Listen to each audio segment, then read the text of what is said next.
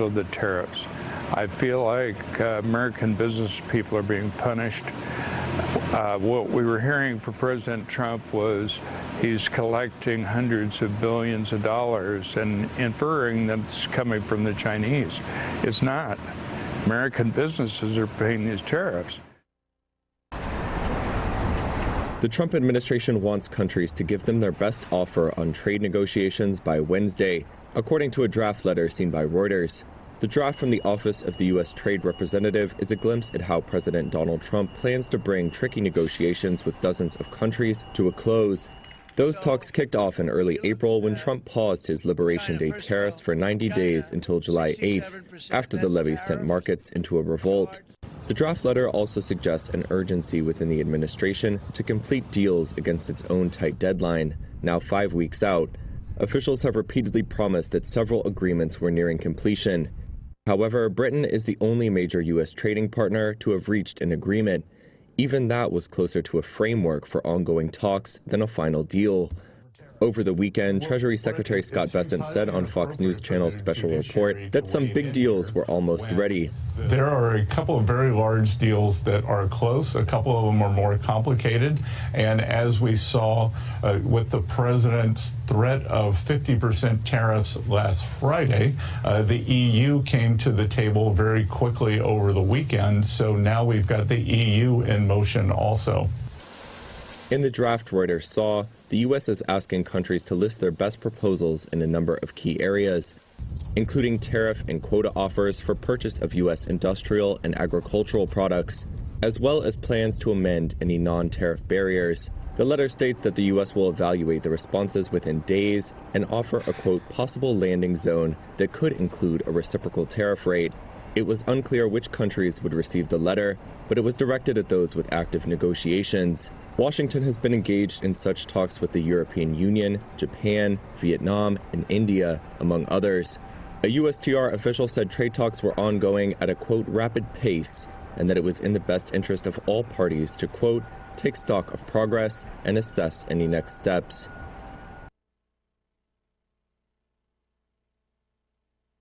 All right, let's take a look at that weather forecast for Northwest Pennsylvania on this Tuesday morning.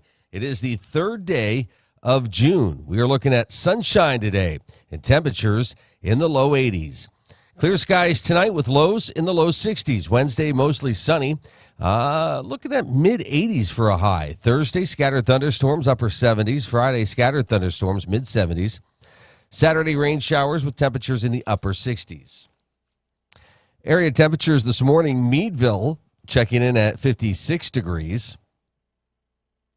Cambridge Springs, Edinburgh, you're waking up to 53. Titusville, 48.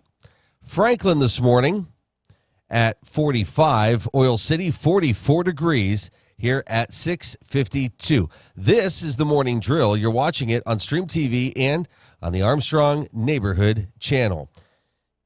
Again, we welcome you in on this third day of June. We're going to get to birthdays and what we're celebrating here a bit early today.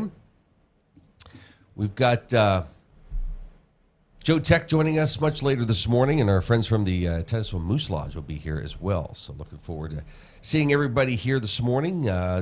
Yesterday was just a beautiful day. I had a chance to be out for most of the afternoon and evening watching high school baseball action, and we covered the Titusville Rockets and the Mohawk Warriors at Slippery Rock University.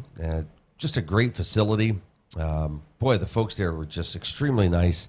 I want to thank the folks at the PIAA and the District 10 rep there, and they just did a great job. And we saw some really good baseball games yesterday. And what a perfect day to be out. Not only was it warm, but you had a slight breeze. It was just perfect, and you're watching great high school baseball. So a lot of fun. Glad we had a chance to be out and enjoy a couple days or a couple hours yesterday. It felt like a couple. That's the thing with baseball. Just a little bit, right? You just kind of sit back and enjoy. Yeah, let time slow down a little bit. That's exactly what we did, and it was just awesome. Not necessarily the outcome we were hoping for, but hey, a lot to be proud of in the season for the Rockets or for West Middlesex, who lost as well yesterday as they enter the state tournament. So, well, let's get into birthdays and what we're celebrating. We've got a lot going on today. So busy day. We're going to get into birthdays first. All right. And again, today is the 3rd day of June. Mm-hmm. I think did we miss like Morgan Freeman's birthday over the weekend? That was Sunday. Yeah, there's some good birthdays over the weekend. Sorry. Well, did you want to come in and do that on Yeah, sure. weekends? Okay. Sure, I'll do that for you. Birthdays, what do we have? James Purefoy is 61 today. Rocker Mike Gordon is 60 today. TV host Anderson Cooper turns 58. Actress Ann Winters turns 31. And that is all. Do you know what we're celebrating? Happy birthday. Happy birthday. Just singing happy birthday. So happy birthday to them. Happy birthday to you if today happens to be your birthday from all of us here today. What are we celebrating? All right, today's National Egg Day, Chimborazo Day. I have no idea. European Bicycle Day. Insect Repellent Awareness Day. Love Conquers All Day. Martyrs Day in Uganda. National Chocolate Macaroon Day. National Simp Day. Opium Suppression Movement Day. Repeat Day. World Bicycle Day. World Cider Day. And that's it. Pete and Repeat are on a boat. Pete fell off. Who's left? You're not falling for that I'm one, not right? 5. Well, I am. So, Okay. did you say it's Egg Day? Yeah. Have you paid any attention lately to the price? I haven't. No, so we're really very lucky. We have we have friends. We have a hookup. Yeah, we have friends with eggs. chickens and You know, what's funny is she. I don't think. Well, maybe she has, just not in front of me. But she said, like, "You guys made fun of me when I got my chickens, but now." Yes, you know she has. Like, Okay. yeah, So this is like black market stuff. yeah, where- black market eggs, Okay. which our son has. Like, he bakes a lot, so he he's appreciating them a lot. Good stuff. This is kind of interesting. An 11-year-old Michigan girl vacationing with her family in Florida found a message in a bottle that had been thrown in the ocean 8 years earlier, but in Hawaii. Wow. Yeah. Let's see. The girl's just walking, and the waves are coming up, and was washing on shore. The wave went like a crash into each other and went back. So I grabbed the bottle that was floating in the water. The bottle contained a small note reading, "Hello, people who found this. You will be happy that you found this. Why? Because you will know me with this number." The girl's mother sent a text message to the phone number included in the note.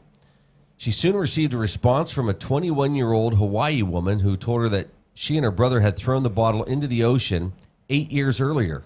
And I said, "You're kidding."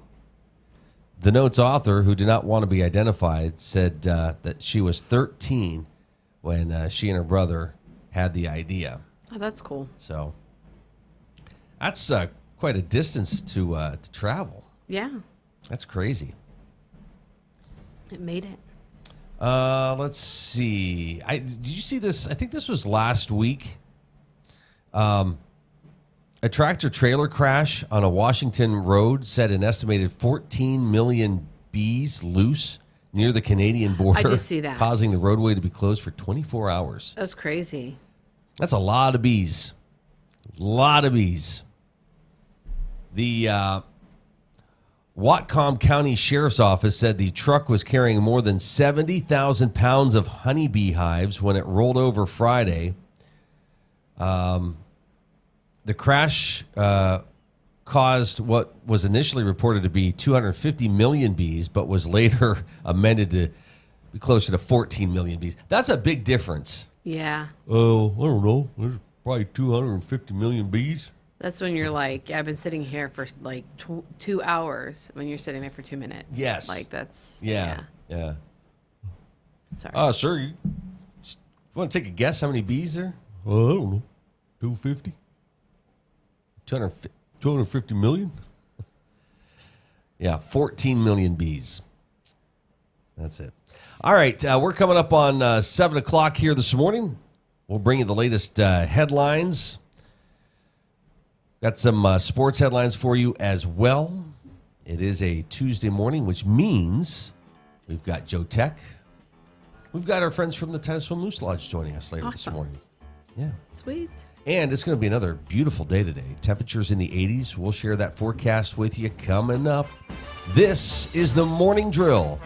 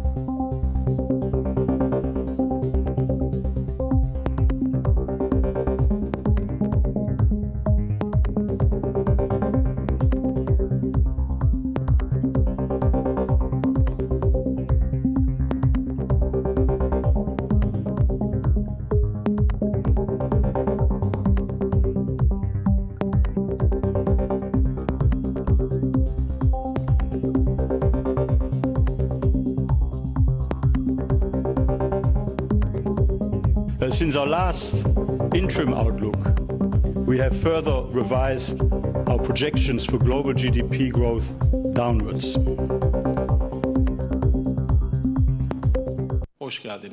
Russia and Ukraine agreed to exchange more prisoners of war and return the bodies of 12,000 soldiers after peace talks in Istanbul on Monday. The warring sides met for barely an hour for only the second such round of negotiations since March 2022. But there was no breakthrough on a proposed ceasefire, which Ukraine, its European allies, and the U.S. have urged Russia to accept. Russia says it wants a long-term settlement rather than a pause in the war. Ukraine says Russia does not want peace and that new sanctions are needed to force it to pursue a ceasefire. Following Monday's talks, Kremlin aide Vladimir Medinsky said Russian negotiators had handed their Ukrainian counterparts a detailed memorandum outlining Moscow's terms for a full ceasefire, and also suggested a short ceasefire to collect the bodies of dead soldiers. According to Russian media, Moscow said it would only agree to end the war if Ukraine gives up big new chunks of territory and accepts limits on the size of its army. Ukraine has repeatedly rejected the Russian conditions as tantamount to surrender. Later, Ukraine's defense minister Rustem Umerov provided some details on the negotiations. Only during the discussion today, Russians handed over its document to our delegation. Our teams will take a week to review the documents, and then we can coordinate further steps. On release of prisoners of war, we agreed to focus on specific categories rather than numbers. We agreed to exchange all for all, seriously wounded and seriously sick prisoners of war. Second category is young soldiers who are from 18 to 25 years old, all for all. Also, we agreed to return 6,000 to 6,000 bodies of fallen soldiers. Children. We have provided the other side with a list of several hundred Ukrainian children who were deported to Russia. Umerov said Ukraine also proposed more talks before the end of June, believing only a direct meeting between Ukrainian President Volodymyr Zelensky and Russia's Vladimir Putin can resolve the outstanding issues. Turkish President Tayyip Erdogan hailed Monday's talks as a great meeting, and he expressed hope to bring together Putin and Zelensky for talks in Turkey that could also include U.S. President Donald Trump. Both Ukraine and Russia, for different reasons, are keen to keep Trump engaged in the peace process. Trump has said the United States is ready to walk away from its mediation efforts, unless the two sides demonstrate progress towards a deal. The Gordon B. Garrett Funeral Home has been serving the needs of Titusville and surrounding communities since 1965. Mr. Garrett believed in tradition and commitment to excellence, standards that have been passed down from one generation to now a new generation, who will work to provide you with a beautiful, lasting tribute to your loved one. When you need them, they will be there for you. This has been their foundation for almost 60 years. The Gordon B. Garrett Funeral Home, 303 North Washington Street in Titusville. Anyone with a kind and generous heart and a little money can be a philanthropist. You too can be a force for good in our community, and the Crawford Heritage Community Foundation is here to help you make the most of your charitable giving. We've partnered with hundreds of people like you to make our world and our community a better place. You can give through us to support scholarships or any charitable organization or purpose. Whether you're interested in establishing a permanent endowment or adding to an existing fund, we want to be a part of your plan. Contact us when you're ready to make your mark. Together, we can make your contribution go further. If you're looking for a professional massage therapist, Tranquil Moments Massage in Titusville is here for you. Ray and Rauch graduated from Slippery Rock University with a bachelor's degree in exercise and rehabilitative sciences with an emphasis in athletic training. Tranquil Moments offers a wide range of services, from Swedish massage to deep tissue, sugar scrubs to hot towel inclusion therapy. Like them on Facebook and visit their website to learn more about all the services they offer. Tranquil Moments Massage in Titusville. Thinking about switching to 5G home internet? Think again. Unlike Zoom from Armstrong, 5G home internet is delivered by a cell tower. The further away you are, or the more devices connected to that tower, the slower your internet is. Cell phone providers also play favorites. When their network gets busy, cell phones win, and your home internet pays the price. Stick with Armstrong to get more data, more speed, and internet whenever you need it, not whenever they want. Armstrong, keeping you connected. J. Gill Plumbing and Heating takes pride in being the premier heating and air conditioning service provider in the area. With over 30 years of experience, our highly skilled and certified technicians will work closely with you to address your heating and air conditioning repair, installation, or maintenance needs. Our team is dedicated to making your home the ultimate place of comfort. Call today to get a free estimate. We also offer financing options and membership opportunities that provide peace of mind and cost savings. Call J. Gill Plumbing and Heating today or visit them online 24/7 at jgillplumbingheating.com. Sheer Design is Titusville's exclusive Paul Mitchell-focused salon. This full-service salon specializes in coloring, cuts, nails, and tanning. Owner Angela Saxon has over 20 years' experience as a Paul Mitchell professional. She and her licensed staff offer all cuts and styles for men and women of all ages. Call 814-827-0010 or stop in at 116 South Kerr Street in Titusville. Hi, I'm Jasmine Levin, and I proudly own and operate Puppy Levin. Puppy Levin is a pet care salon dedicated to caring for your furry companions. We provide certified dog grooming services along with boarding and doggy daycare. Our facility is family-owned and operated and promise personalized care for every pet that comes through our doors. If you're worried about your furry friend being lonely when you're gone, we also have on-site personnel 24/7 just for their comfort. Follow us on Facebook and call or text us at 814-758-9259 to make an appointment today. Share the fun of train travel and relive our country's oil history as you ride the OC&T through the valley that changed the world. Learn about the past while traveling on vintage cars. See a variety of wildlife with stops at Drakewell Park, Petroleum Center, and Oil Creek State Park. Arrive early and see the vast collection of train and railroad memorabilia at Perry Street Station. After the ride, enjoy a night's stay at the Caboose Motel. For seasonal specials or for more information, visit octrr.org or call 814-676-1733.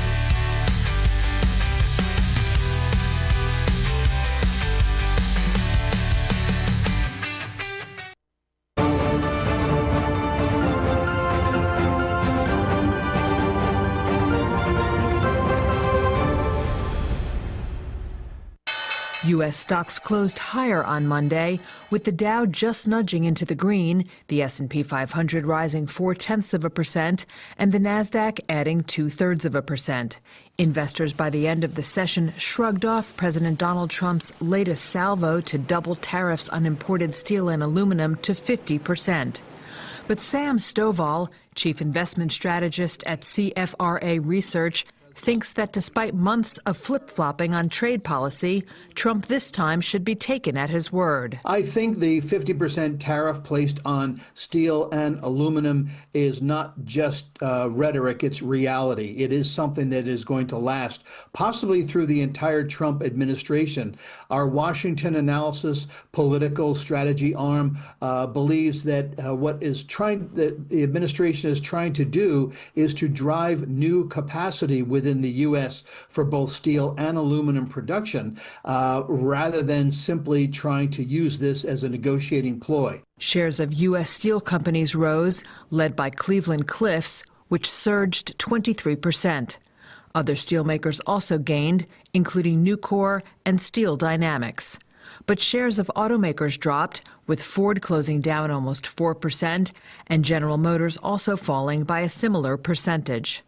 The Nasdaq got a boost from shares of Nvidia as well as shares of Meta, which gained more than 3.5%. And shares of Tesla lost ground after the EV maker reported lower monthly sales for Portugal, Denmark, and Sweden.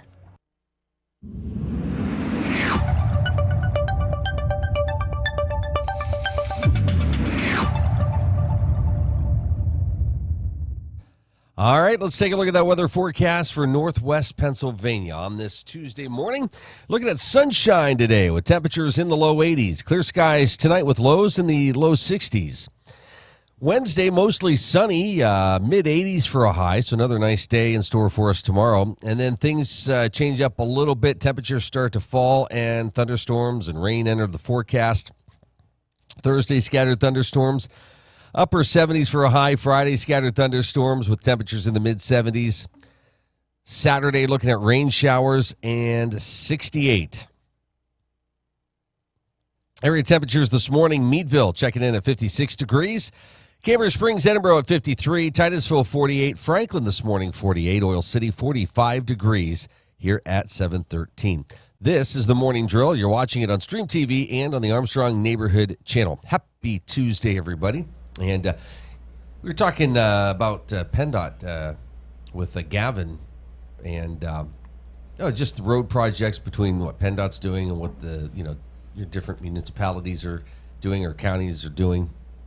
And we got a really cool video. We played it, I'll say last summer, but it's been a couple years now. But it's just really interesting what like the Pennsylvania Department of Transportation, because they do more than just certain things, right? But it's talking about taking a bridge, which happened to at one time be located here, and repurposing the bridge and moving it. And we've got that video coming up. We'll play that here in just a couple minutes. But it's just kind of fascinating how that all came together and what goes into something like that. So stay tuned. In just a couple minutes, we'll have that for you. Also, we've got Joe Tech and our friends from the Titusville Moose Lodge joining us later this morning as well. Tomorrow on the program, we'll catch up with the Chambers. Krista Lundy from the Meadville Chamber. We've got Susan Williams from the Venango Chamber with us tomorrow. And I think Will Price will be with us tomorrow from the United Way of the Venango and Titusville regions. So awesome. Looking forward to catching up with all our guests today, tomorrow, the rest of the week. Last night in baseball action, Rockies beat the Marlins 6-4. Brewers over the Reds 3-2. Angels with the win over the Red Sox 7-6. Tigers put 13 on the board as they beat Chicago, the White Sox 13-1. Padres over San Francisco 1-0. A's fell to the Twins 10-4. Mets beat the Dodgers in 10 innings 4-3. The final there. The Pirates back in action tonight, taking on the Astros in Pittsburgh. Marlins have the Rockies, Nationals and Cubs. Yankees taking on the Guardians in New York. Blue Jays will host the Philadelphia Phillies. Reds and Brewers tonight. Red Sox and Angels. Braves and Diamondbacks. Rays, Rangers. White Sox, Tigers. Cardinals, Royals, Mariners, Orioles. You've got the Giants and the Padres, A's and Twins, Dodgers and Mets, all coming up tonight in baseball action. We mentioned a couple days off as everybody gears up for some finals here in NHL action. The Oilers and Panthers Wednesday night at 8 o'clock, and that will air on TNT and True TV as well as stream on Max. If you want to check that series, as that'll be the first game in the series, Oilers and the Panthers. Also, NBA coming up on Thursday, Thunder and Pacers. ABC will have that coverage. Tip-off at 8:30 for that one. Well, going back to what we were talking about with the Pennsylvania Department of Transportation doing some really cool things. If you haven't had a chance, if you haven't seen this yet, this is a pretty cool video that was put together, and it just shows the scope of this particular project, and I don't know, it's just really cool, and it impacts our area. So we're going to learn more about this, and this is on the Meserole Bridge project that was done just a few years back, and yeah, pretty amazing stuff as we take a look at this this cool video put out by PennDOT. The Meserole Truss Bridge is an exceptional truss bridge. It is extremely important for the state of Pennsylvania and for historic truss bridges nationwide.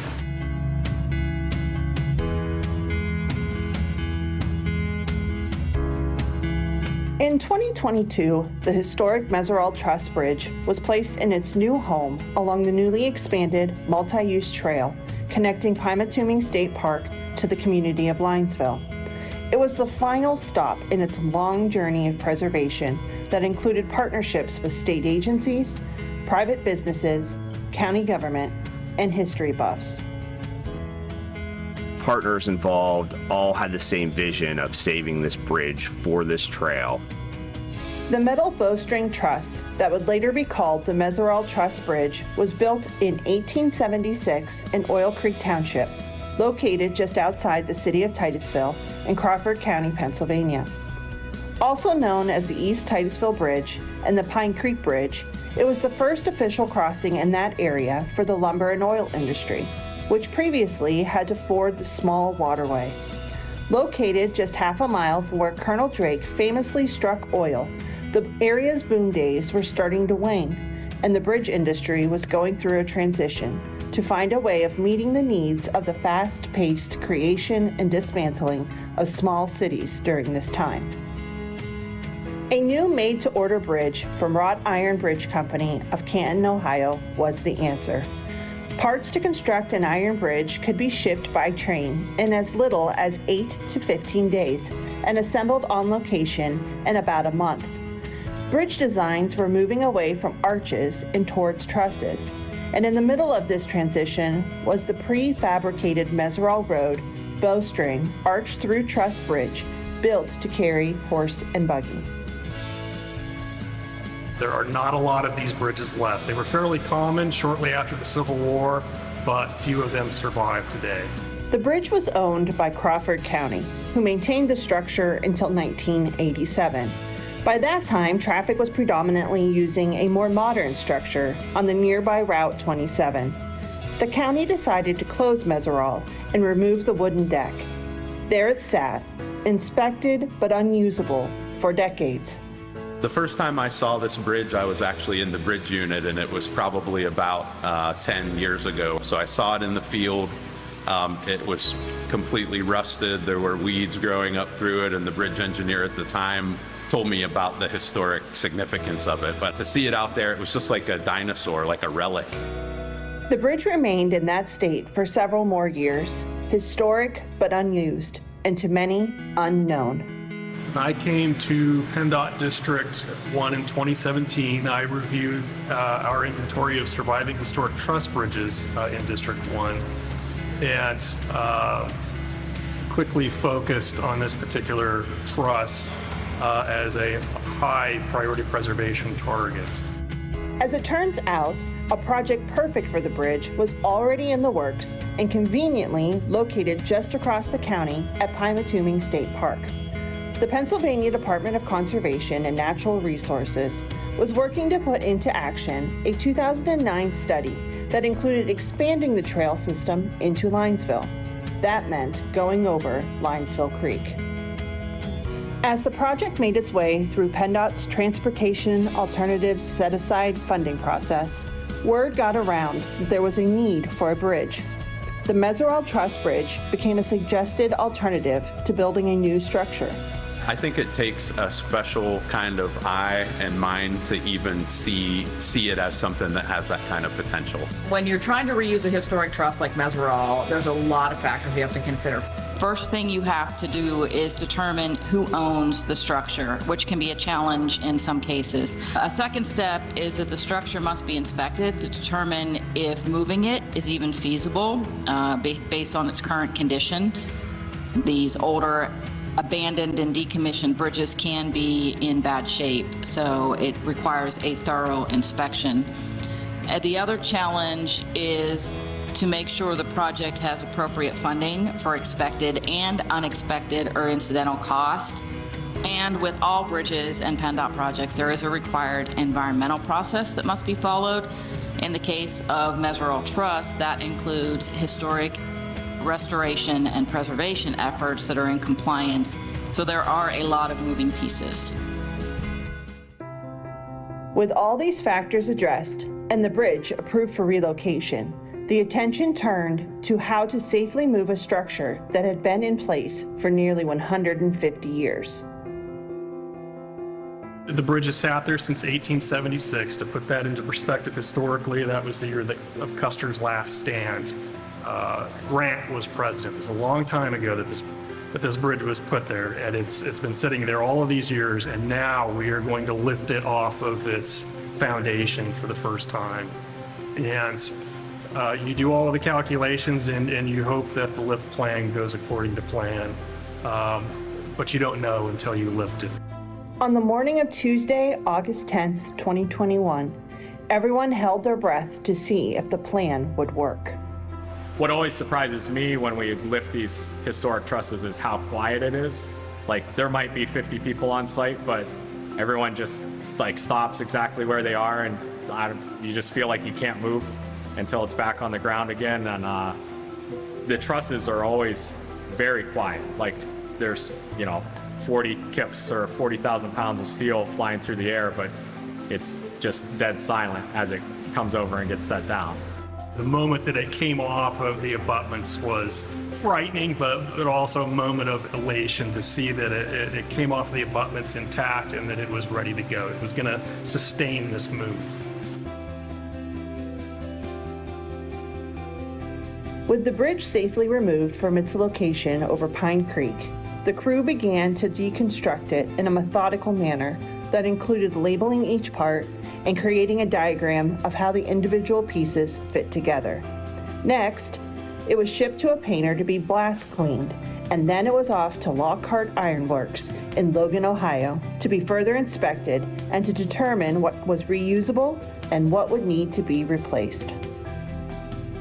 Meanwhile, across the county, work was underway to construct a new trail that runs along Hartstown Road, by the Pennsylvania Fish and Boat Commission hatchery, and behind the Conneaut Area Senior High School, near where the bridge would be located. This was completed as bridge parts were restored and replacements were fabricated in Ohio. In our rehabilitation of this bridge, we really try to preserve as much of the original structure and the original materials as we can. In the case of the Meserole Truss, about 75% of the original bridge was reused. It was blasted clean for a second time, painted, and then reassembled. The reassembly followed much of the same process used in 1876, including the bridge being shipped to the site in pieces to be assembled on location. There was pallets strung along the trail over here, out through the layout area over there. It was really hard to believe that that was an entire bridge laying on the ground there. Every part had to go back in the same exact place that it came from when they disassembled the bridge. Nothing was interchangeable. Pretty soon the pile's gone and you got a bridge sitting there. The biggest interest, I think, for me and a lot of the other folks was the hot riveting. Most of us have never got to see that before.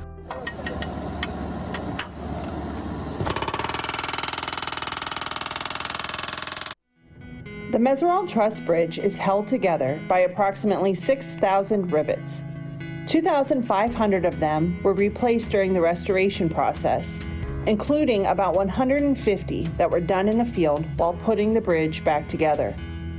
Each one was heated to between 1,800 and 1,850 degrees Fahrenheit. Essentially, you take the hot rivet, put it through the actual hole that you're trying to, make a connection at.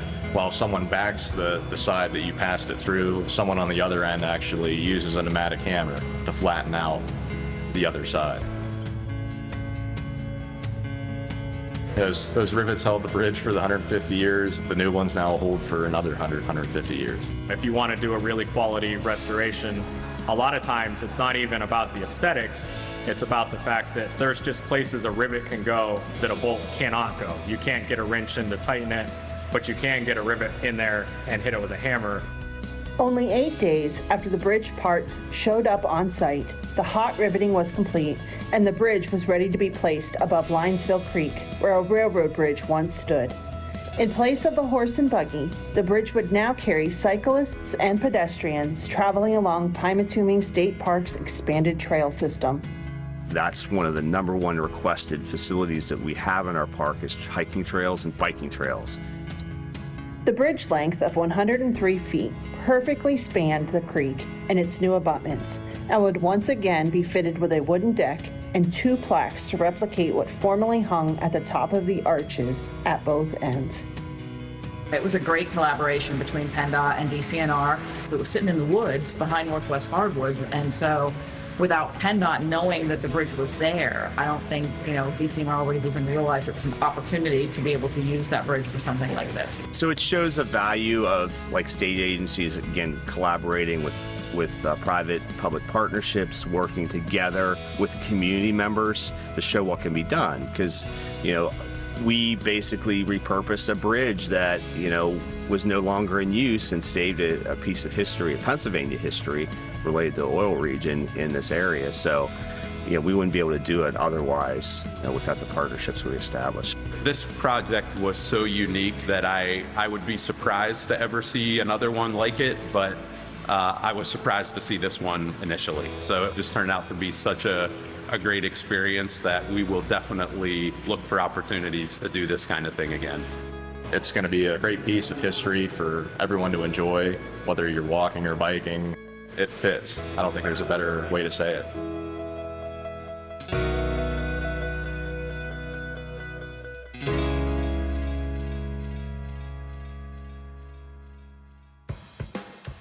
Yeah, pretty cool stuff there.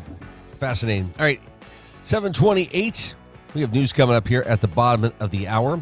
We'll recap the latest headlines, let you know what's happening in the world of sports. Got some business headlines for you as well. Also, we'll dive into some Steeler news for you, let you know what's been happening with the Steelers.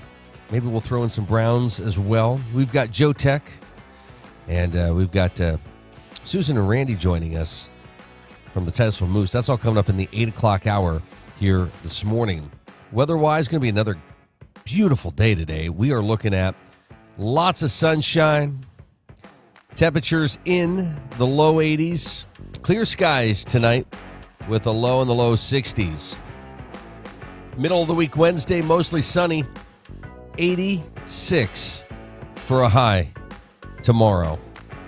And then temperatures start to fall a little bit back in the 70s and 60s on Saturday before we warm up a little bit into next week. So make sure you get out and enjoy this weather. Our friends at the Crawford Heritage Community Foundation have an after-hours mixer event tonight from 5 to 7 in Meadville. You can contact the Meadville Chamber if you're interested in attending that event happening tonight.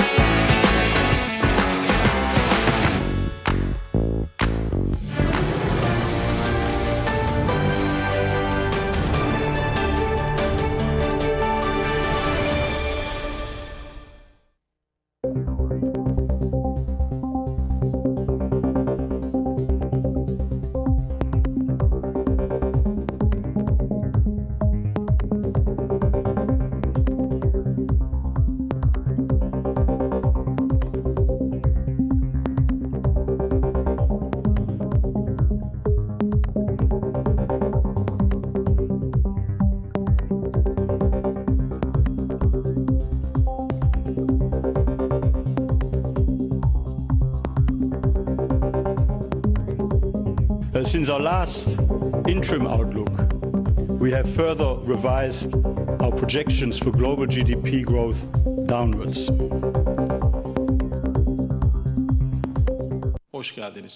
Russia and Ukraine agreed to exchange more prisoners of war and return the bodies of 12,000 soldiers after peace talks in Istanbul on Monday.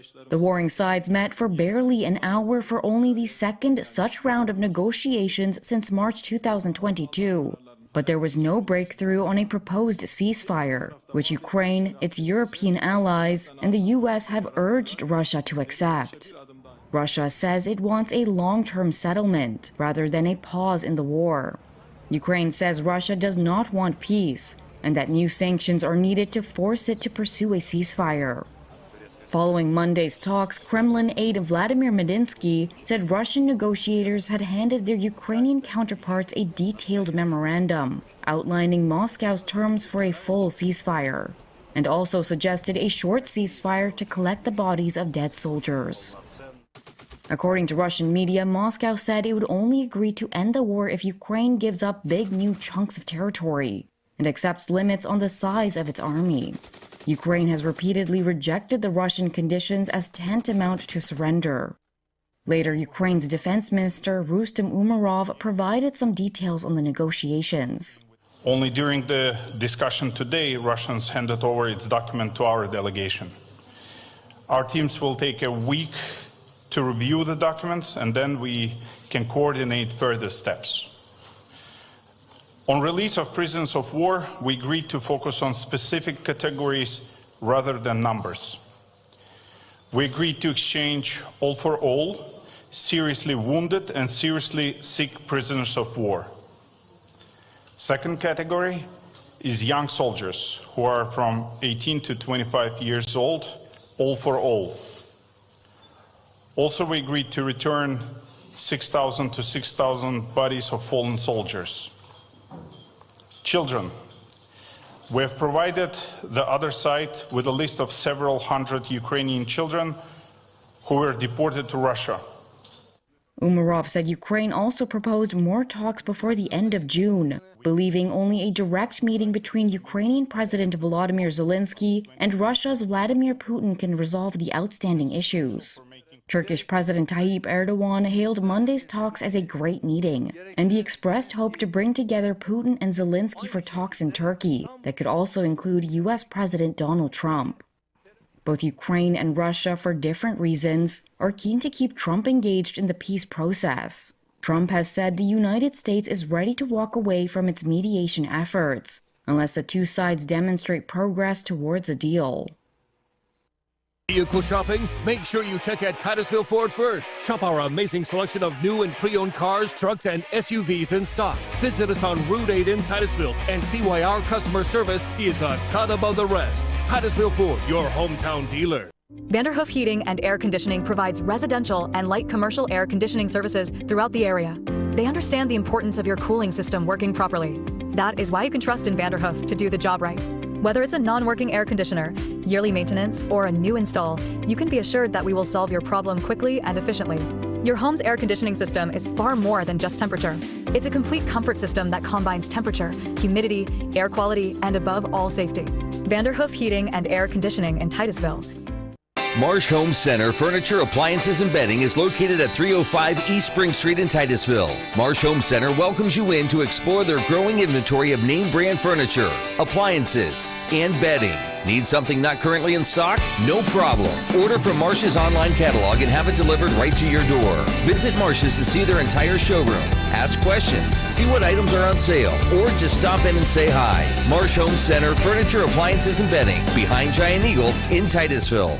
Looking for expert orthopedic care? Dr. Charlie Gates, a trusted name at Titusville Area Hospital, can help you regain mobility and a better quality of life. With years of experience and a passion for personalized care, Dr. Gates specializes in treating a wide range of orthopedic conditions. Whether it's joint pain, sports injuries, or orthopedic surgery, trust Dr. Charlie Gates at Titusville Area Hospital for your orthopedic care. Call 814-827-9770 today to schedule your appointment. Welcome to Inspire Med Spa, the place you know and love for massages, Botox, laser resurfacing, and semi-permanent makeup. Now we're offering even more, including laser hair removal, tattoo removal, and hair rejuvenation. Our team is here to provide expert care in a peaceful, luxurious environment designed with your relaxation in mind. And with our newly added services, now you can get all your beauty services in one place. Visit Inspire Med Spa today, because you deserve to look and feel your best. Interstate Pipe and Supply takes pride in providing superior customer service. That's why our dedicated employees are well trained and have the experience to offer friendly, quick, and reliable service and support. Need materials delivered to your job site? No problem. Interstate offers fast delivery from our 4 locations in Western Pennsylvania. We also serve Eastern Ohio, Northern Western Virginia, and Western New York. Service means business at Western Pennsylvania's premier pipe and supply company, Interstate Pipe and Supply. Whether you want to go and lead in your craft in the trades, whether you want to go and be that nurse or medical worker and have a real impact on lives, or whether you want to go and help that business improve its bottom line, this is the place, and now is your time to go with confidence, to go with skill, to go succeed. The Education and Training Center at Pitt Titusville.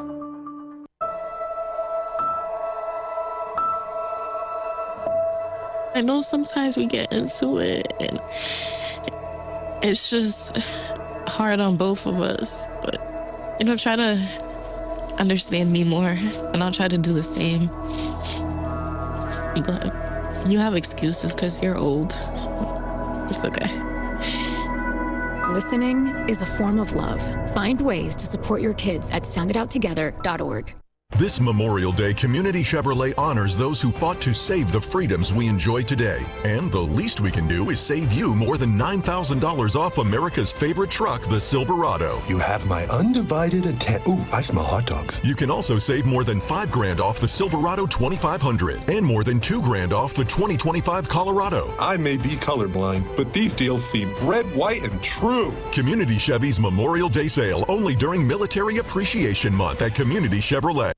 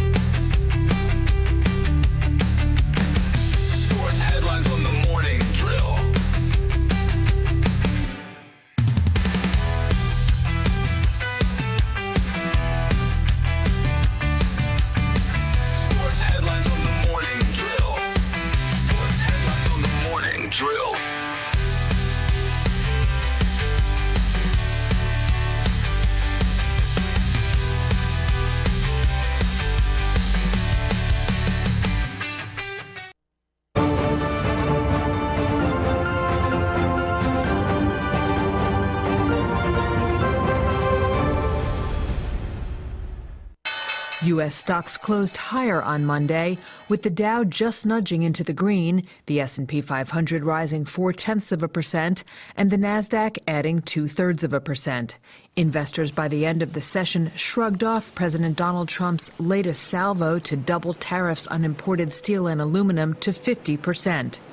But Sam Stovall, chief investment strategist at CFRA Research, thinks that despite months of flip-flopping on trade policy, Trump this time should be taken at his word. I think the 50% tariff placed on steel and aluminum is not just rhetoric, it's reality. It is something that is going to last, possibly through the entire Trump administration. Our Washington analysis political strategy arm believes that the administration is trying to do is to drive new capacity within the U.S. for both steel and aluminum production, rather than simply trying to use this as a negotiating ploy. Shares of U.S. steel companies rose, led by Cleveland Cliffs, which surged 23%. Other steelmakers also gained, including Nucor and Steel Dynamics. But shares of automakers dropped, with Ford closing down almost 4% and General Motors also falling by a similar percentage. The Nasdaq got a boost from shares of Nvidia as well as shares of Meta, which gained more than 3.5%. And shares of Tesla lost ground after the EV maker reported lower monthly sales for Portugal, Denmark, and Sweden.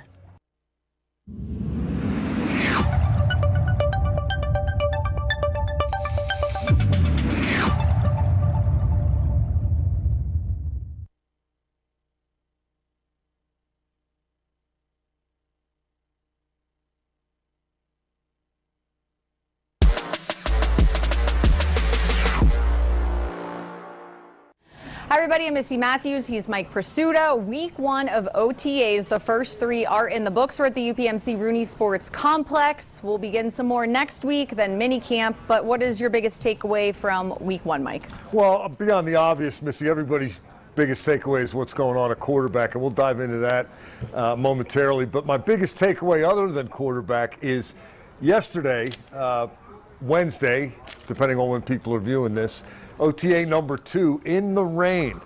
And I'm here to tell you, it wasn't a drizzle. I mean, it's getting on late May here, but for what qualifies as miserable in late May in Pittsburgh, that's what it was on Wednesday. It was chilly, it was windy, it was wet, and they were out here practicing football, and that got my attention. I think that is a perfect Mike Tomlin, loving adversity, creating it, making his players have to endure it, and he didn't have to do anything. Mother Nature did it all for him. And he was, neck deep in it as he always is. He's right there on top of most of the drills, and a lot of them were ball search, ball security type of stuff, which is going on constantly out here. Mm-hmm. But, guys having to go to the ground, get up off the ground, it was interesting. It wasn't boot camp or anything, but it was more than at least I was expecting from OTA number 2. All right. So you mentioned the quarterbacks. There are 3 of them who have taken place here for the OTAs. We heard from Mason Rudolph this week. What do you make of that situation right now? Really impressed with Mason Rudolph in terms of how calm he is,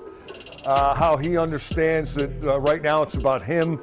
And he can't do anything about what it's about other than him. Mm-hmm. And, maybe Aaron Rodgers is coming, maybe he isn't. But right now, Mason Rudolph is QB1. He was asked about the Rodgers thing and is it distracting? And he mentioned that he's had, as he put it, noise his entire career. And all you can do is drown it out, take care of what you can take care of, control what you can control. And I just really like the way he's handled himself. It has reminded me of the end of the 2023 season. Did he not just kind of seamlessly step in? Absolutely, win some games. It had been a while since we saw him get an extended look at it, and he just took over like he'd been doing it all along. And he's been fun to watch out here, no question. Well, I think, too, the second that he did sign with the Steelers coming back, he said maybe happened a little sooner than he thought, but never thought this wouldn't be an option. He was here in Pittsburgh working with guys. He's worked with DK Metcalf, who wasn't necessarily here for OTAs, but has been around the facility since signing with the Steelers in free agency. So Mason has really taken on that role, but I also think, as he said, there's always 4 quarterbacks when you go to Latrobe for training camp. There's only 3. So they're probably bringing in one more.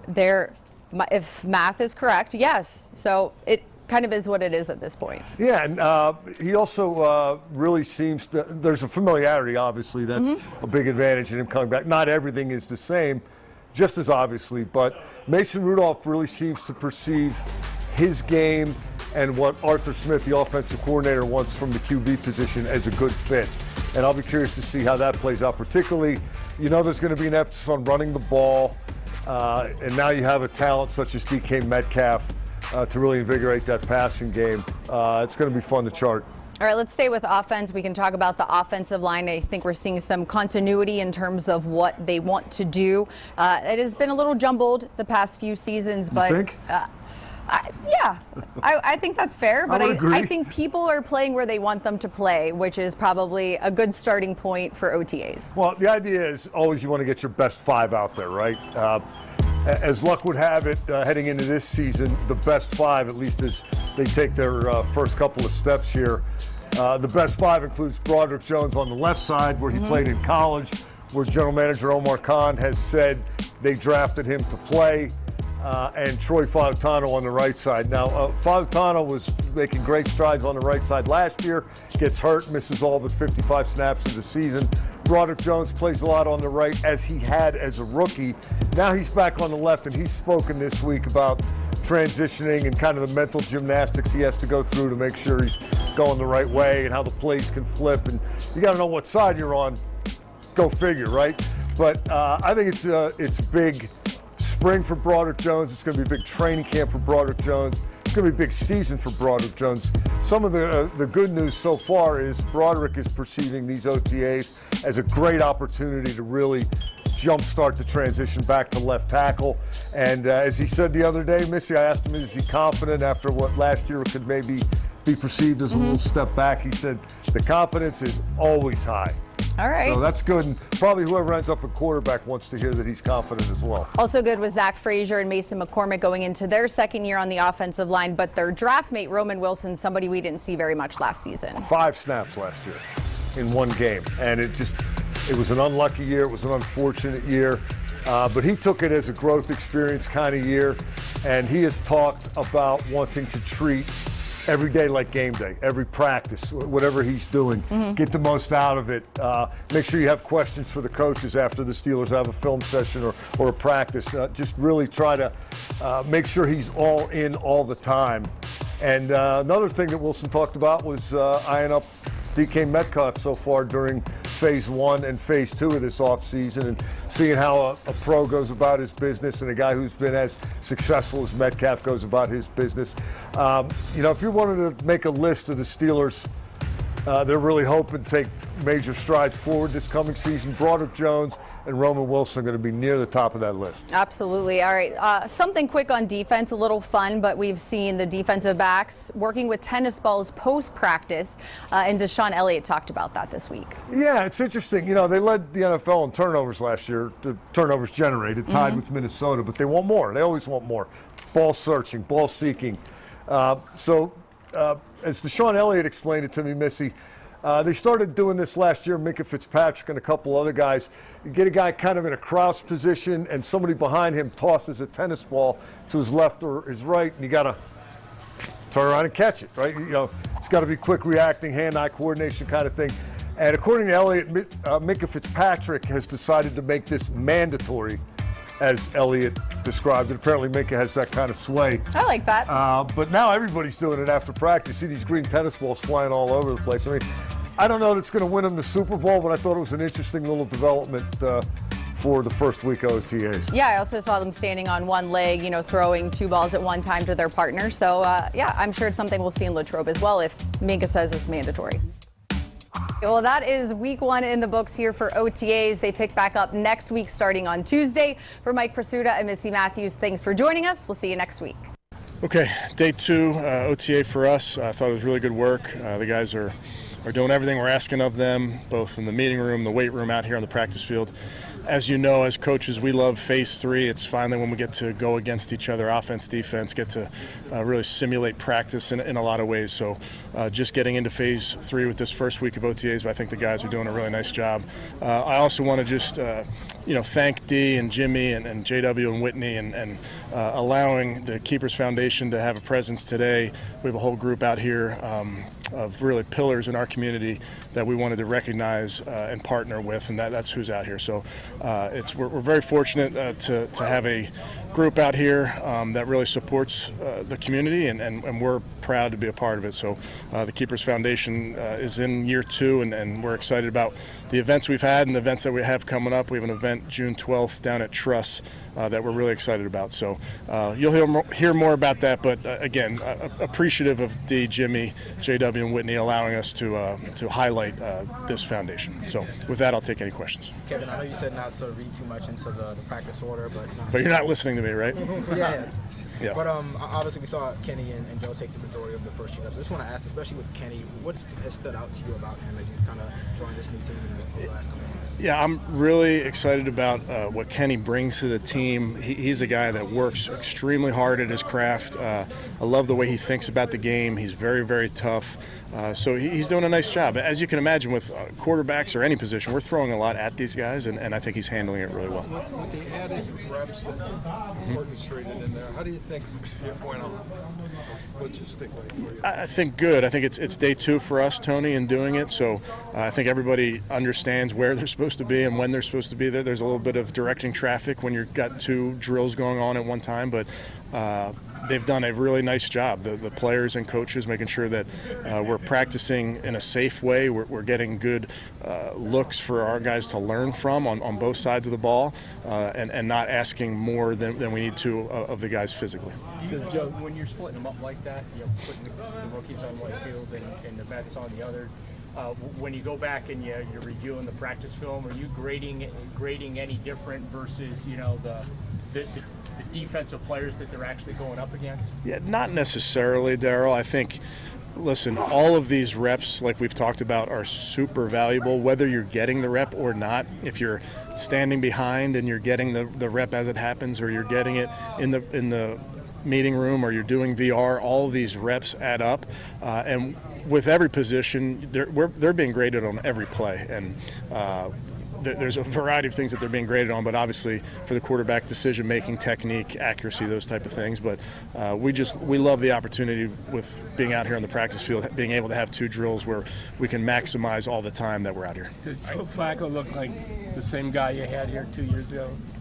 Yeah, he does. Yeah, I mean, Joe physically has been gifted with the ability to throw the football.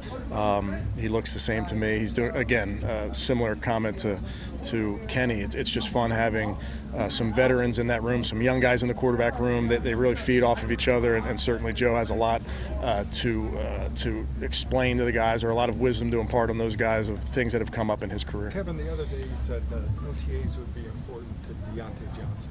Yeah. The fact that he's not here, is that important? Well, I think it's really important to remember that this is a voluntary program, and anybody who's here, we're excited about that. We're not reporting who's here on what day, so there are guys that will be in and out of the program, and that is totally their prerogative, but the guys that are here will just continue to work. What does he need to, we haven't talked to him yet, Deontay. Felt like last year was a rocky year for him. He bounced around his own team, so what does he kind of have to show you to reestablish himself as a player he had been for all the years? Yeah, I wouldn't really think of it that big picture, Scott. I think for us it's just getting him to understand our program, what we're about, get him out here competing, but we'll really take that one day at a time. Kevin, it seemed like watching today, Jerry caught just about everything thrown to him, no matter who was throwing it to him. Just how important is he going to be for these quarterbacks to get looks to, and what's like next for him in this offense? Yeah, I think Jerry is still a young player. I think Jerry has room to grow. I think he would tell you that. There's techniques that he's working on. It was year 1 for us with him, so getting a feel for the route concepts that he's really good at, things that he can improve upon. But with year 2, with a team, you're constantly thinking about that next step, and that can come in a variety of ways. Certainly usage and where we put him and how we use him and what position he's playing and when you're motioning him, when you're doing different things. I think those are all the types of things that can grow into year 2. And with Kenny, he's been compared because of his draft pedigree to guys like Darnold, who have had a late resurgence in their career. Why do you think we've seen Darnold, Gino, those kinds of guys make sort of later arrivals? Yeah, I think every player is, their career has different twists and turns to it. Certainly, I've seen that in my time, just with different players at every position, and you need the right people around you to have some success. So Kenny is a young football player. I mean, this is year 4 for him. He just won the Super Bowl last season, watching, and playing, but certainly seeing how it's done at an extremely high level and in a different way, different system, those type of things. But still a young player that I think has a lot left to go in his career. The guys who choose not to be here, did they inform you of that? Sometimes, Tony, but that's really not necessary. So I've had good communication with a bunch of guys. Okay, let me just ask on the record. Myles Garrett is in Japan right now, apparently. Does that upset you in any way that he would be on the field? No, this is a voluntary program. In terms of Joe Flacco went first, I know that we're not supposed to make a big deal of this, but first in the first team, yeah. 11 on 11s, and then Kenny Pickett in the second set. Yeah. Is that a good way to kind of mix things up and get a thorough evaluation? It is, Mary Kay, and we're doing that every day. We're mixing it up every single day, so that's why I tell you not to read much into it, even though you guys don't listen to me. But we're just trying to get guys exposure to different concepts, those type of things. So it varies by walkthrough, it can vary by drill. It's not something that we're really we're not leaning into or worried about the order at this moment. The extra reps continue through minicamp and then you reassess? That's right. Yes. I mean, I think it's something when your roster's at 90 that you can do. We're going to get into birthdays first. All right. And again, today is the 3rd day of June.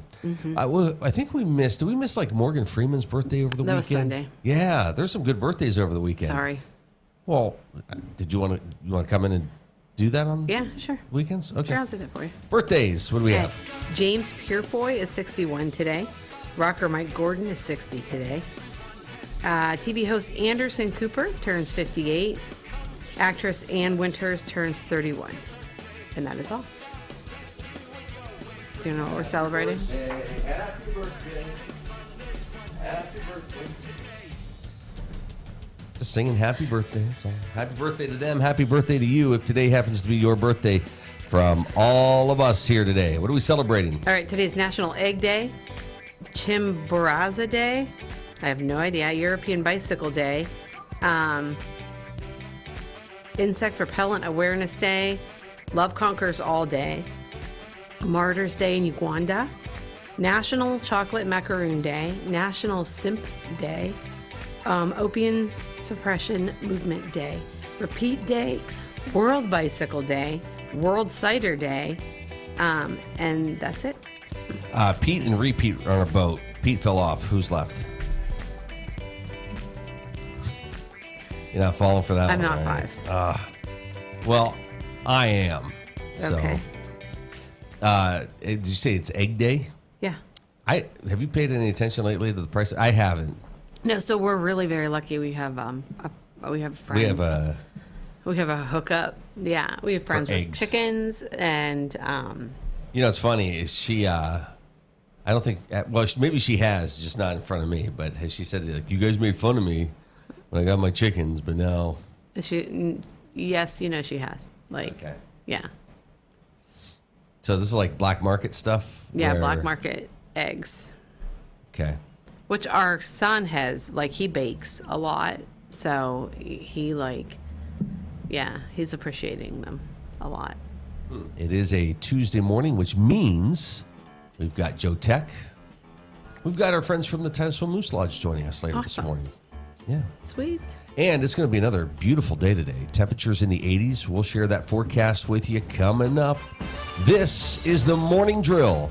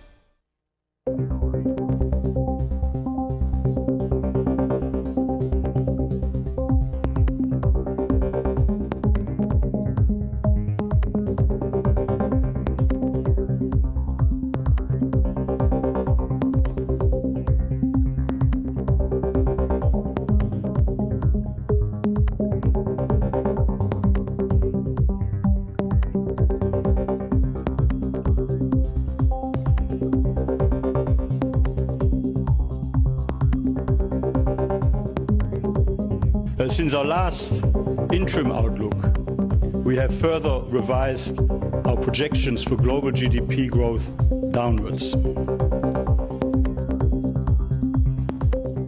Thinking about switching to 5G home internet? Think again. Unlike Zoom from Armstrong, 5G home internet is delivered by a cell tower. The further away you are, or the more devices connected to that tower, the slower your internet is. Cell phone providers also play favorites. When their network gets busy, cell phones win, and your home internet pays the price. Stick with Armstrong to get more data, more speed, and internet whenever you need it, not whenever they want. Armstrong, keeping you connected. Are you tired of juggling multiple pill bottles? Titusville Express Pharmacy has your solution, now offering compliance packaging. Your medication sorted and sealed by dose, making it easier than ever to stay on track. In a hurry? Take advantage of our convenient drive-through service. We also offer free local delivery for those that qualify. Titusville Express Pharmacy, where convenience meets care. Visit us today at 401 West Spring Street in Titusville. Simplify your medication routine with Titusville Express Pharmacy. Poppy's Equipment and Storage Rental in Pleasantville is committed to providing our customers with exceptional service while offering quality rental equipment. Poppy's is now an authorized steel dealer with everything you need to have for sawing and cutting or mowing to digging. And of course, Poppy's has tents, tables, chairs, heaters, generators, barbecues, and more for your next wedding or get-together. Need firewood or propane? No problem. Whether you're in construction or a weekend warrior, reach out to Poppy's about your next project. Poppy's Place on the Tenesta Road in Pleasantville. Community Connect Federal Credit Union, serving Crawford, Venango, Forest, and Warren counties. Their mission is to provide quality, low-cost, and personal financial products for the growth and security of their members and families. Stop in, call, or visit our website, communityconnectfcu.com, and click Join to get started. Community Connect Federal Credit Union, 1050 East Spring Street in Titusville.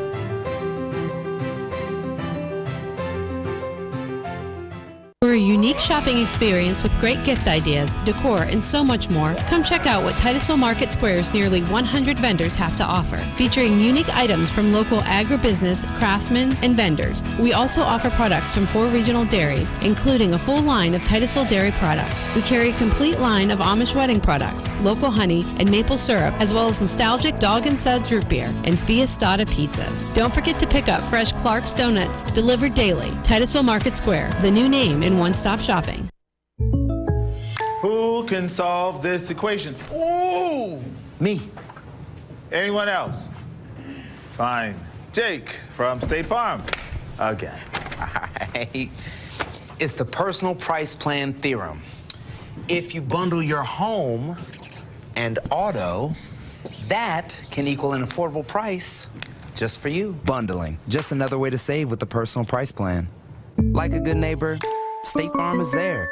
Fat Chad's Brewing is Titusville's premier dining destination, offering fine dining served with a cold beverage and great conversations. Try our new menu items, the T-bone steak, homemade meatloaf dinner, or soft shell crab tacos. Our pasta entries and sandwiches are just as popular. Try the new lobster ravioli, shrimp and scallop pasta, or our popular Asiago chicken. Don't forget about our famous burgers or fish sandwich, all served with fresh cut fries. Come in Saturday nights for Wild Game Saturdays. For good food and good times, it's Fat Chad's Brewing in Titusville.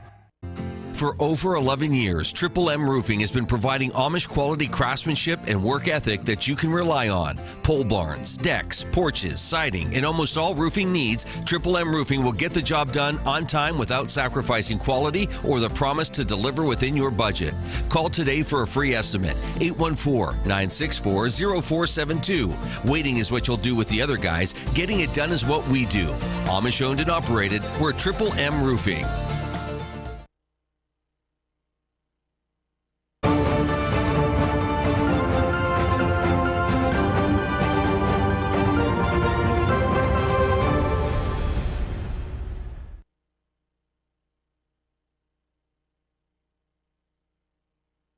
Well, I guess you're not going to get a business report. We'll just get right into some things here this morning. Forecast and then our guest. Sunshine today, hazy, and a high in the low 80s. Clear skies tonight with lows in the low 60s. Wednesday, mostly sunny, mid-80s. Thursday, scattered thunderstorms, upper 70s. Friday, scattered thunderstorms, mid-70s. Saturday, showers with temperatures in the upper 60s. That is a look at your weather forecast. at 8:06. This is the Morning Drill. You're watching it on Stream TV and on the Armstrong Neighborhood Channel.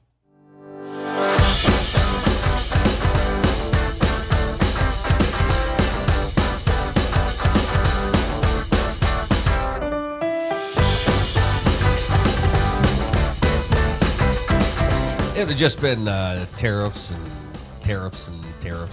all that stuff in the business report anyways.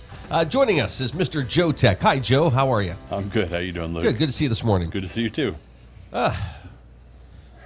Because I've got tons of great news for you, Luke.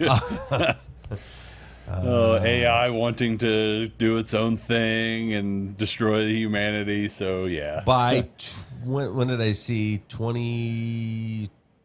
When was that? What year? I've seen so many different dates. Okay. Now I'm seeing that we may reach singularity within the next 6 months, so it's all good, right? I don't know. Boy, this is starting out great. Yeah. Happy, joy. I feel like, again, there are some in the media who get very worried about AI. And to some extent, it is concerning as to where it's going. However, I feel like every time we talk about AI, I need to remind people that artificial intelligence is not a sentient being. All it is doing, it is searching through information that it has been given in the past and trying to come up with something that sounds correct, that is a mixture of what every other people have said in the past. So it's not thinking on its own. These aren't thoughts that it has that it is coming up with just on its own. It's just looking at things that have been said before and regurgitating that in a way that sounds like words that a human would speak. So it's still just a tool. It may get to a point where it is thinking on its own, but it's not there, and it's still a long way from that. So I need to preface this next piece. Didn't a robot attack somebody, though? Yeah, I think so. And this one, again, OpenAI's latest ChatGPT model, known as O3, it refused to shut down. So it was given a command to do some things, and then it was given a command to shut down. And again, it wasn't every time. It was, I think the one model, it was like one time out of 100. Another time it was 3 times out of 100. So from time to time, this model it decided not to shut down, even though it was commanded to.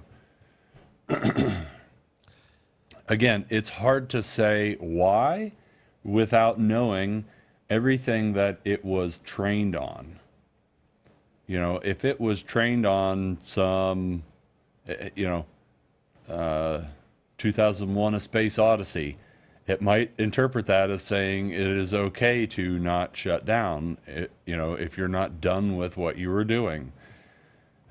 It doesn't mean that it is a sentient being that has feelings and doesn't want to be terminated. It's not at all what it means. Well, you're using terms that are sparking fear in people.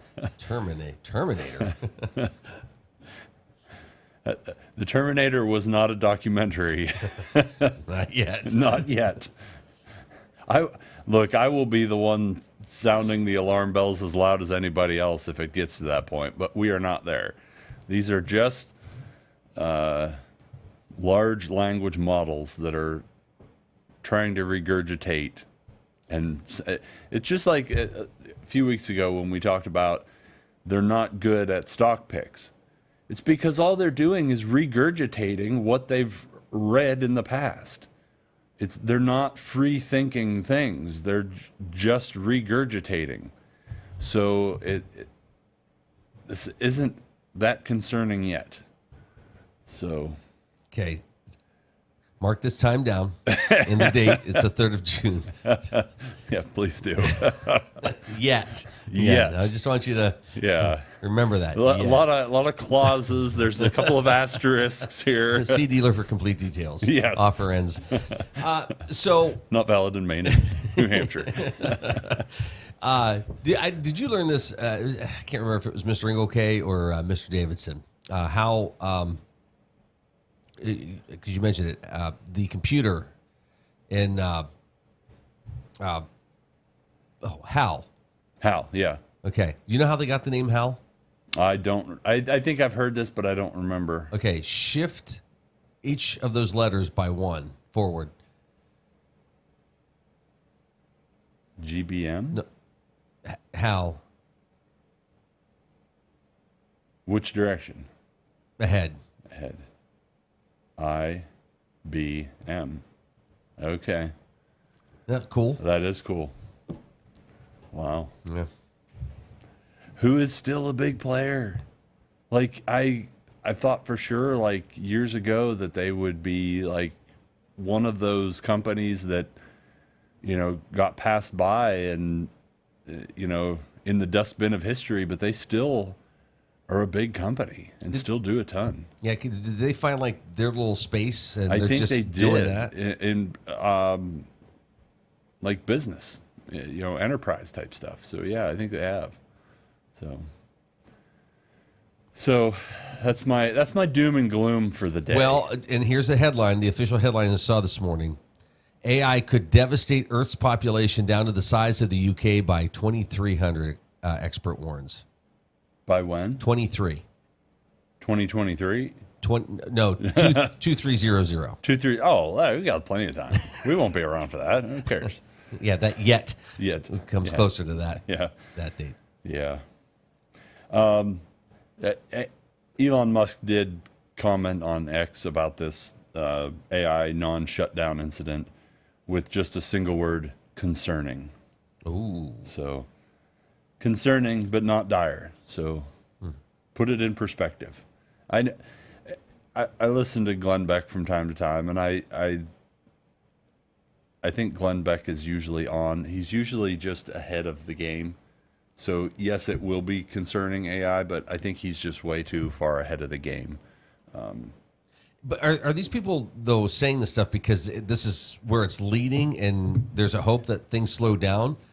But it seems like it's a concern that there's no regulations in place, and so it's kind of the wild, wild west when it comes to AI. So where will it go without some kind of barriers? Do you think to some degree there's no regulation on this stuff because it's so like spread and you don't like, where do you start? Like it's just everywhere. I don't think government has any idea how to regulate it. That's on top of the fact that government moves so slowly and they're easily distracted. They're like a dog from Up, like squirrel. Yeah. You know, they just constantly are being distracted. So, well, you take like Siri or Alexa or all these other things. Isn't that sort of a form of a very, very primitive form? Yeah. Yes. So, you know, is it partly like, okay, if we start regulating, where do you actually start the regulation? Because we kind of have things that are built in where, you know, we can talk to things. Yeah.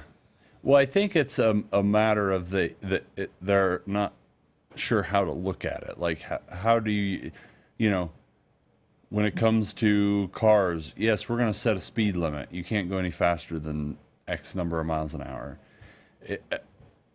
Regulating AI, I don't think you can do that. You can't just say you can't do this or you can't do that. It has to be more of a broad-based, you know, almost like Google's old school motto of "do no evil." It almost needs to be like more broad-based, and you know, AI cannot be used to harm people. You know, you almost need to reframe how you think about it and how you regulate it. And I think that's hard for the government to do. Here's something else. You mentioned IBM, just sort of a big name that kind of got lost in some stuff, but they're still doing their thing. How about the name Johnny Ive? Very good segue. That was my next thing. Yes, yeah, Johnny Ive, the designer for a long time, Apple designer, designed the iPhone, I think the iPad, the watch. Huge name at Apple. And sounds very important when he speaks because he's British, and it's slow, and it's the most beautiful phone the world has ever seen. Yes. Oh, yeah, okay. Oh, yeah. Wow. I'm intrigued already. Yeah. Tell me more. He left Apple, went and started his own company. I don't know if I never really said why exactly, but probably starting to think that Apple was getting a little stale. So he wanted to go and design different things, went out on his own. His company's now been bought. By who, you might ask? ChatGPT. $6.5 billion, excuse me, billion with a B dollars, to design a device, an AI device, with no screen. Huh. Yeah. We don't know much at all about what the device will look like or be. There's a ton of speculation because it is AI, which is huge news right now, and it's Johnny Ive, who was a huge name in design, but has been gone for some time. Not gone. I mean, he's been out of sight and out of the news, just because he's kind of quietly doing his own thing, designing products. Yeah, and his company is Love From. It's a design firm. Yep. So is that who OpenAI bought, or was it like a subsidiary of them? Because I don't think it was that IO Products? IO Products is what it was. Yeah. And we'll bring the chief designer of early iPhones on board as creative head to develop devices tailored for the generative artificial intelligence era. Yep. So nobody really, there's a lot of speculation. The other reason there's a lot of speculation is we've had a couple of AI quote-unquote devices. We had the Rabbit R1, and then we had the Humane AI pin. If you remember, that was the little pin that you could pin to your shirt, and you could literally stick your hand out and it would project onto it. So short messages you could see, but mostly you would just tap it and talk to it. So it was almost like, Star Trek. We're slowly getting to all the things in Star Trek. We're not creative anymore, are we? No. So they would touch their little emblem and they could speak. Well, you could just touch this little pin that you could pin to your shirt, and you could talk to it, and it would, it would communicate or work with your iPhone. But it would like project little things, so you could stick your hand out and see some things. Both of them huge, like colossal flops.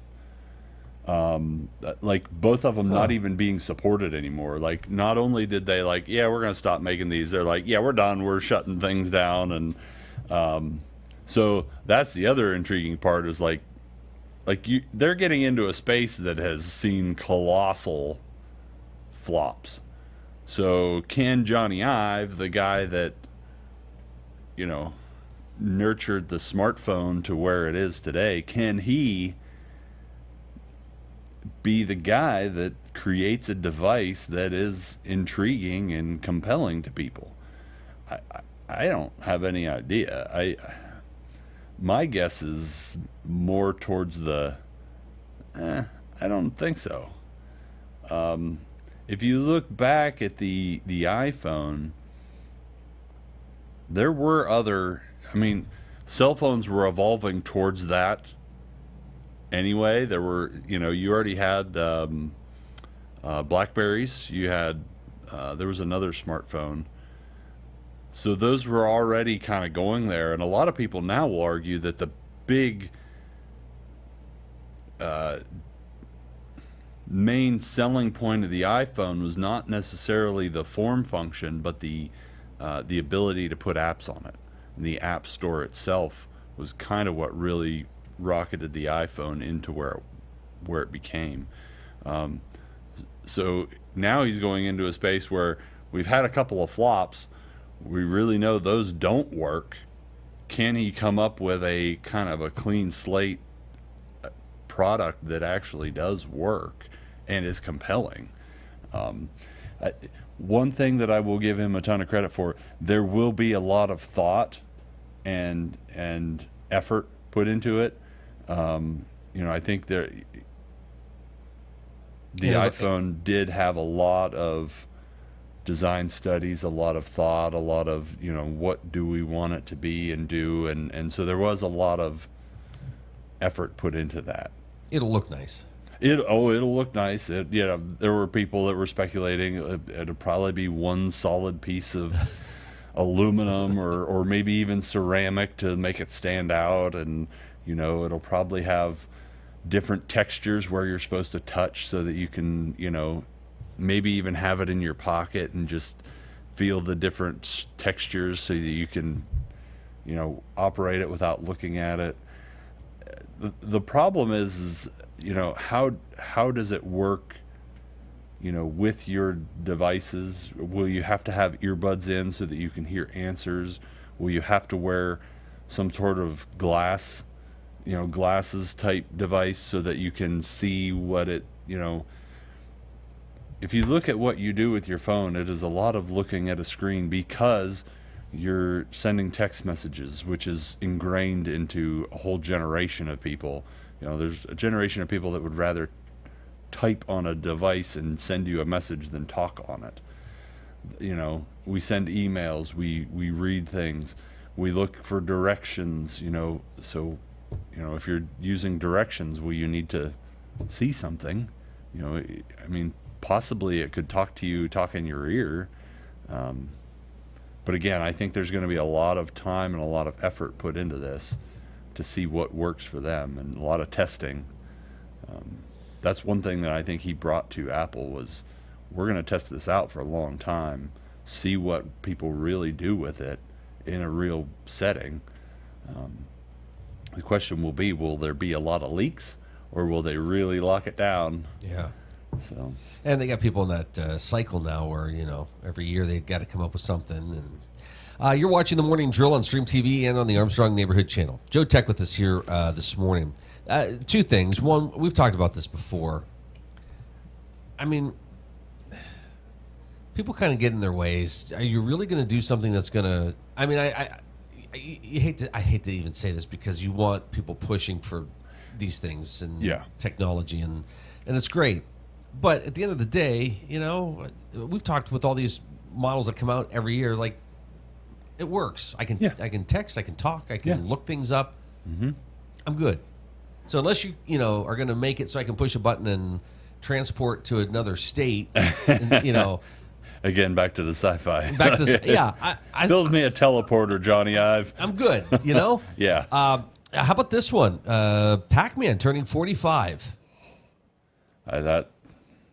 That one hurts a little bit.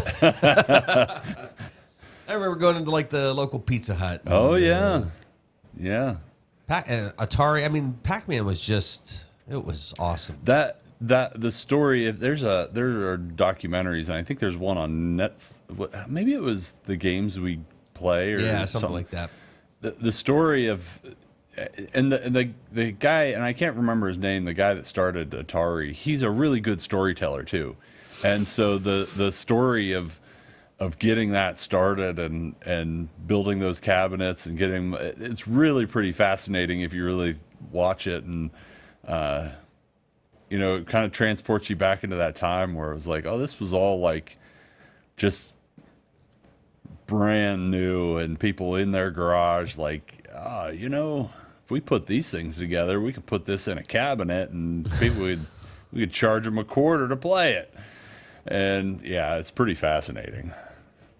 And then he went on to start another company Chuck E. Cheese. That's right. That's right. Yeah, a lot of people don't know that the guy that created Atari also started Chuck E. Cheese.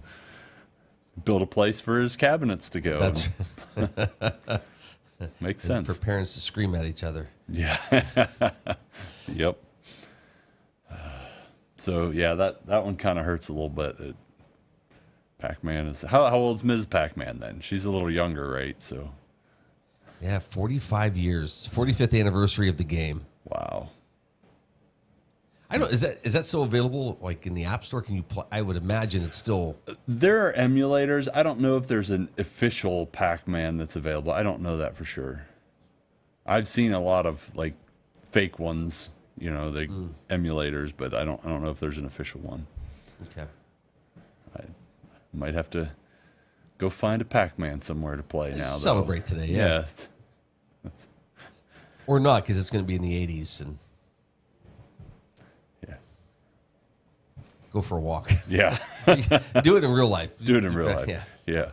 Go find some power pellets somewhere. Just don't find any ghosts. That's right. Musk leaving the government. Of course, he could only be there for so many days. And, he may have worn out his welcome a little bit, but with things going on with X and SpaceX, probably a good time for him to come back and focus on his company. Yeah. Yeah. I if I were him, I would go back to Tesla and focus on Tesla for a while. It seems like SpaceX does really well. Starlink is doing well. Tesla's the one that concerns me a little bit. I know there's a lot of just political backlash because, he's helping a Republican. We can't buy Teslas now. But more of a concern to me is the models are getting a little stagnant. I think he needs to come out with, and I know he just came out with the Cybertruck and it looks different, but I think his mainstream models need to get a refresh in looks department. They're kind of plain, so I think he needs to go back to Tesla and just kind of spark some energy there and do something there. He's also got his what are they called, the robots he's building. Oh, right. So, and Tesla's got the robo-taxi that they're trying to push out as well. So he's got a lot on his plate. So you mentioned Amazon, I think, coming up with satellite internet availability, and it's just everything going that way. I mean, cell companies, are we going to lose towers and have everything just run off satellites? I don't think you'll lose all the towers. I think they will strategically maybe we're not going to replace this tower because we can cover that just as well with satellites. Another interesting story is that Apple actually turned down an opportunity to get in on the satellite early. There were talks between them and I think it was Boeing in 2015 of going satellite, not even for emergency situations, which they have now, but just going that way. And Tim Cook actually nixed the deal because of their relationships with the telecoms already. So they didn't want to go against those folks and have their own. Essentially, they would become a telecom at that point, and they didn't want to get into that and go that route and destroy those relationships. So. Joe, good to see you. Good to see you too. All right. Have a great week in tech. Whatever that means. Whatever that means.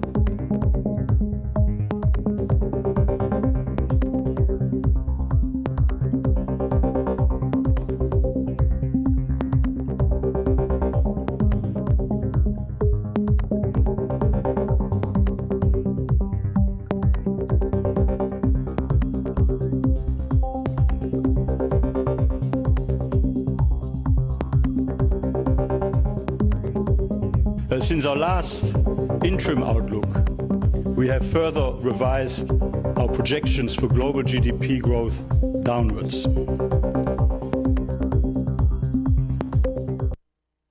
The Gordon B. Garrett Funeral Home has been serving the needs of Titusville and surrounding communities since 1965. Mr. Garrett believed in tradition and commitment to excellence, standards that have been passed down from one generation to now a new generation, who will work to provide you with a beautiful, lasting tribute to your loved one. When you need them, they will be there for you. This has been their foundation for almost 60 years. The Gordon B. Garrett Funeral Home, 303 North Washington Street in Titusville.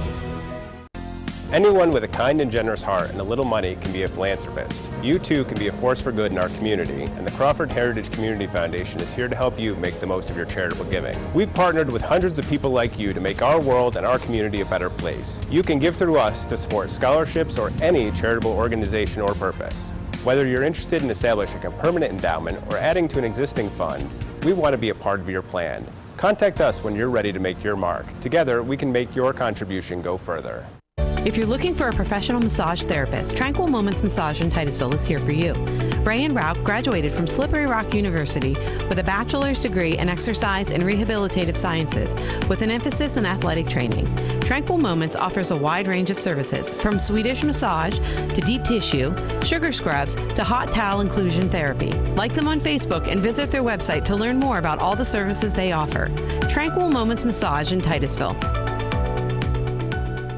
Thinking about switching to 5G home internet? Think again. Unlike Zoom from Armstrong, 5G home internet is delivered by a cell tower. The further away you are, or the more devices connected to that tower, the slower your internet is.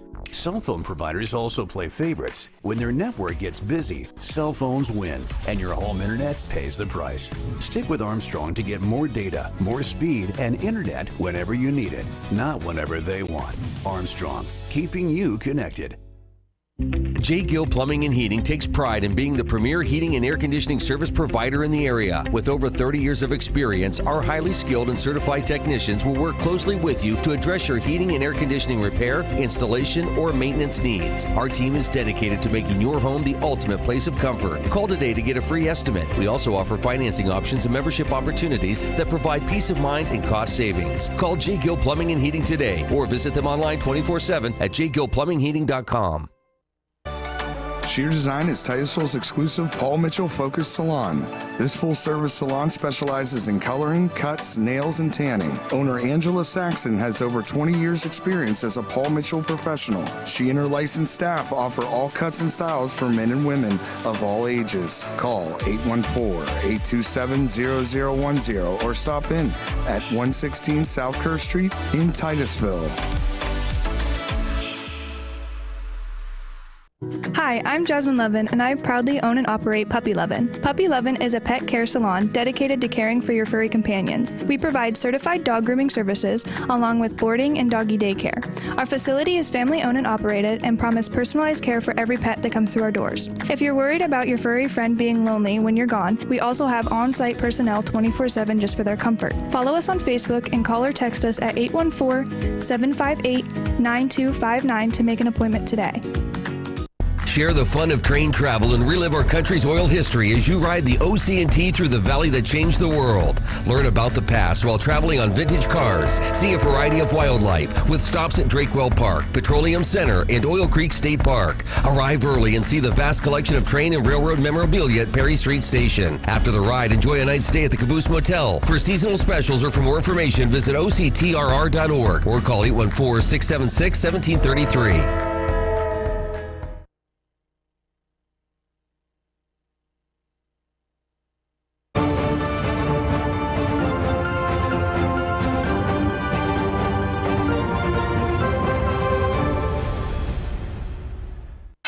U.S. stocks closed higher on Monday, with the Dow just nudging into the green, the S&P 500 rising 0.4%, and the Nasdaq adding 0.2%. Investors by the end of the session shrugged off President Donald Trump's latest salvo to double tariffs on imported steel and aluminum to 50%. But Sam Stovall, chief investment strategist at CFRA Research, thinks that despite months of flip-flopping on trade policy, Trump this time should be taken at his word. I think the 50% tariff placed on steel and aluminum is not just rhetoric, it's reality. It is something that is going to last, possibly through the entire Trump administration. Our Washington analysis political strategy arm believes that what the administration is trying to do is to drive new capacity within the U.S. for both steel and aluminum production, rather than simply trying to use this as a negotiating ploy. Shares of U.S. steel companies rose, led by Cleveland Cliffs, which surged 23%. Other steelmakers also gained, including Nucor and Steel Dynamics. But shares of automakers dropped, with Ford closing down almost 4% and General Motors also falling by a similar percentage. The Nasdaq got a boost from shares of Nvidia as well as shares of Meta, which gained more than 3.5%. And shares of Tesla lost ground after the EV maker reported lower monthly sales for Portugal, Denmark, and Sweden.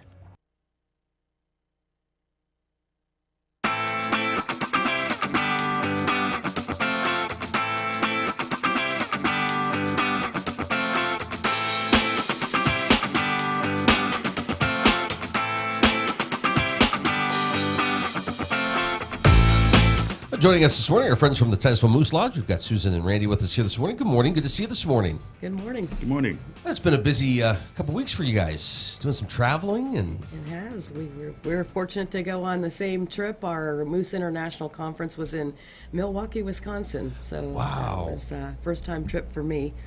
A lot of cheese. A lot of cheese. Among other things, right? Yeah. So what'd you experience?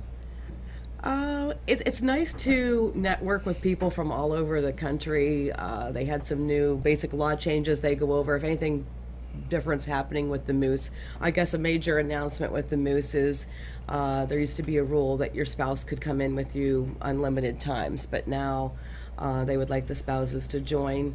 And I am hoping after tonight's lodge meeting to kick off a promotion for our existing members to waive the application fee. There's a membership fee, but I'd like to see for the next couple months, because that law takes effect August 1st. August 1st, yeah. And maybe so the spouses would join up.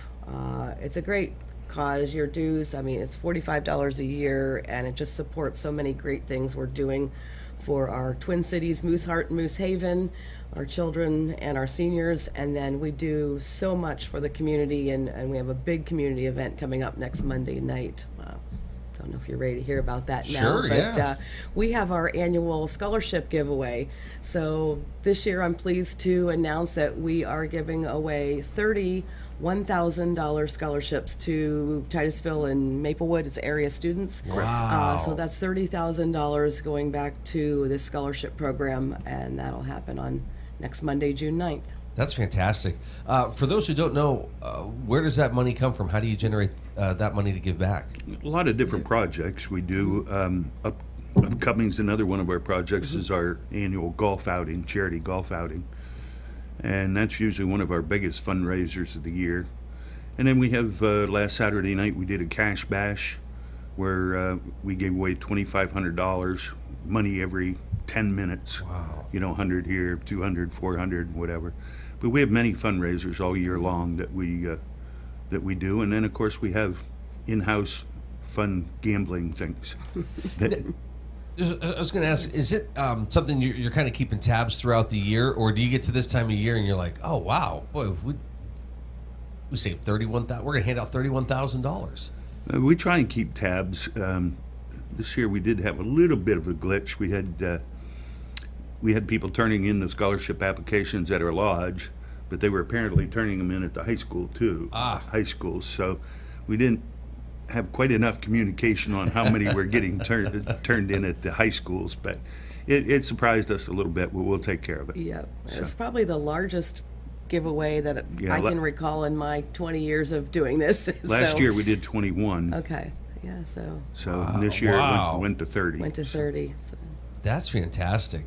And along with fundraising, we do a lot of fun things. Everybody enjoys our wing night every Wednesday night, and we have different entities within the Moose, the Women of the Moose Riders, the Moose Legionnaire guys. But that's all fundraising that helps with these programs. So along with wing night, we do these meat raffles, and people really enjoy it. And this is the perfect time for a meat raffle. Come in and win some steaks on Wednesday night for your summer barbecue. So, well, you kind of brought up kind of the calendar, and there's June. Is there ever a night off? It doesn't look like it. Not really, and when we think we have one, we used to have Monday nights off, but we started a new thing last night. It was a lot of fun, and we got a good kickoff for our trivia night.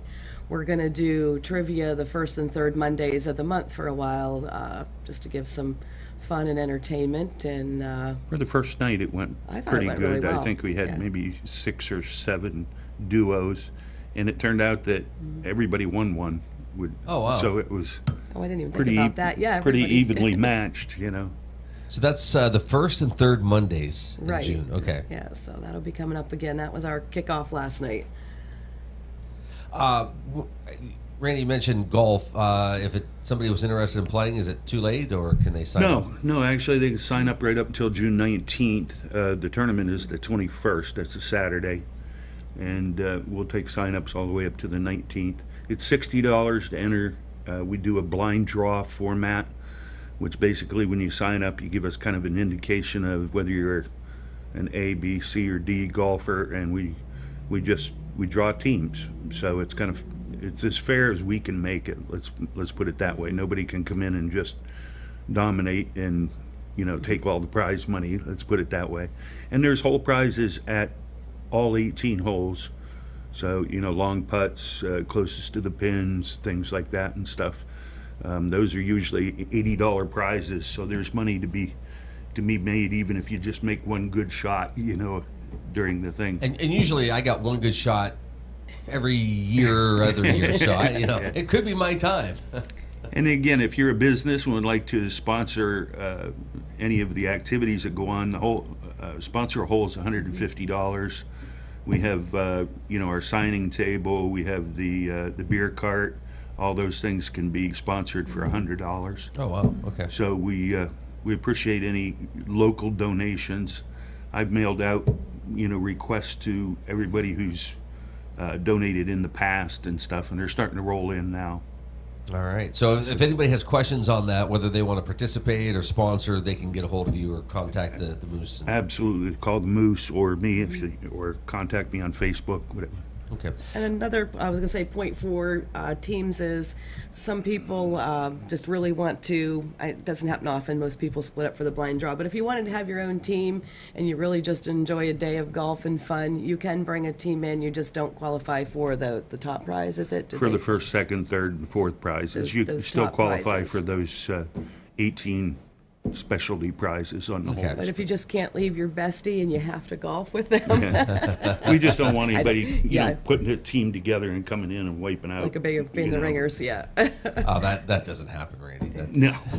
We do have some lodges, though, that send a team, and they come from Erie or Franklin or whatever, and they want to play together. So it's like they know that we let them play together, but they just don't qualify for the first and second prizes, Okay. Susan, I want to go back to something you brought up with the changes that are coming. Right. So if your spouse isn't a member, can they sponsor their spouse? Yes. Okay. Yeah, that would be any member can sponsor any non-member. I'm just trying to think. Just waiving, because the membership is the $45 per year. So I know you and your spouse just recently joined, so you're both bona fide members. Which is very exciting, and I think shortly after that we took off for a week, and we just got back, so we're kind of excited because I'm looking through the Facebook page, and when you see stuff like this, you go, okay, that looks really good. And we can talk about the food that's served there. That's I one of our just had famous liver fish and onions fries. last night, and it was delicious. Did you? If you like liver and onions, boy. First Monday of the month, always liver and onions. So, and the fish fry, you had the graphic up there. Fish fry every Friday night, fish steaks, and there's usually some other kind of seafood special. I see frog legs in there once in a while, shrimp.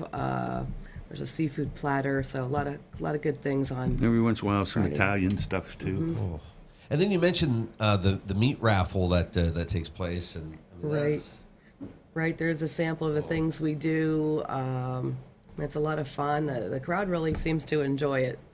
We run it on a tab sheet where you can buy just a tab for $1. Yep, dollar a And chance. Really? As soon as we sell it out, then you scratch off what number's the winner, and whoever pulled that tab wins that package of meat. So, again, if anybody's interested in becoming a member, can they call and ask Susan, or do they just have to find somebody who's a member and get information from them? I mean, they can always call the lodge. They'll have the information, but and they could direct them to somebody. Any existing member can sponsor a new member. We have close to 1,700 members. Mm-hmm. So there's a good chance you're going to know You're somebody. going to know somebody in the area that might be a Moose member. Yeah. Probably if you're interested, somebody has piqued your interest or something, And it's not like such a secretive club where you have to wait for somebody to ask you to be a member, right? Right. So No. if somebody bumped into you, Randy, at the store, or came into Market Square, Susan, they could say, "Hey, I think I want to be a member." Right. Yeah, I golf on Thursday night. And I mentioned about the golf tournament, and somebody said, "How do you join the Moose anyway?" And I said, "Follow me." And that's why we do here and there. We do some open to the public events like our breakfast buffet. And I noticed there was I usually work the front desk at that, but there was a regular guy that was coming in all the time, and then finally they're like, I want to join here, but we piqued their interest by letting them in maybe a day here and there for an event, and then if you want to continue, because you can come in. You can come in 3 times, basically. You come in twice. The third time, you'll be asked to join. So you could even just come in and ask to be signed in and try it out a couple times if you want to see what's happening. Come in for dinner on a Friday night. If you like the atmosphere, then you can pick up an application and you'll have a whole lodge full of members eager to sponsor. Emphasize we went non-smoking many years yes. ago too, so it's a nice fresh atmosphere when you come in. And if you do happen to be a smoker, we have a nice big open patio out back. In the summertime like this, you can step outside and sit under a patio chair. And there's probably a good chance, like once you walk in, you're going to go, "Oh, there's so and so. Oh, there's so and so." So for sure. They're already asking you right now. They want to join already.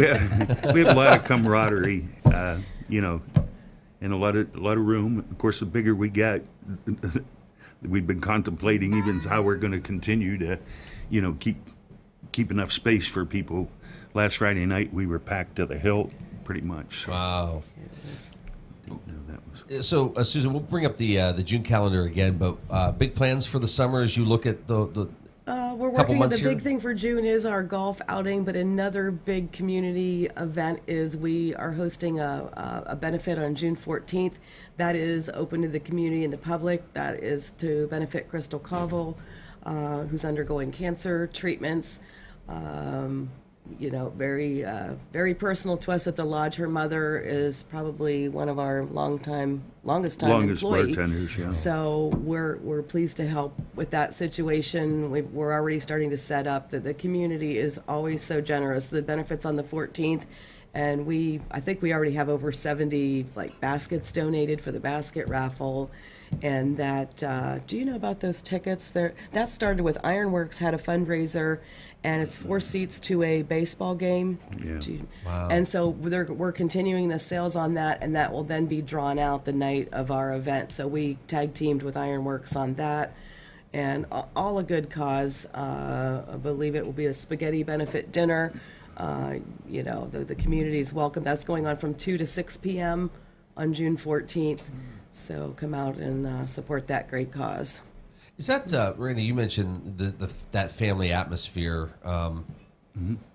Obviously, that's the family to you. I mean, that's what it's about, right? And you guys Correct. helping the community, and it's emphasize- bigger than just being a member. Yeah. Right. We emphasize, the fraternity part. We are a Moose fraternity, and it's a brother sisterhood situation where everybody. We don't tolerate any foul language. We don't tolerate fighting. It's just nice.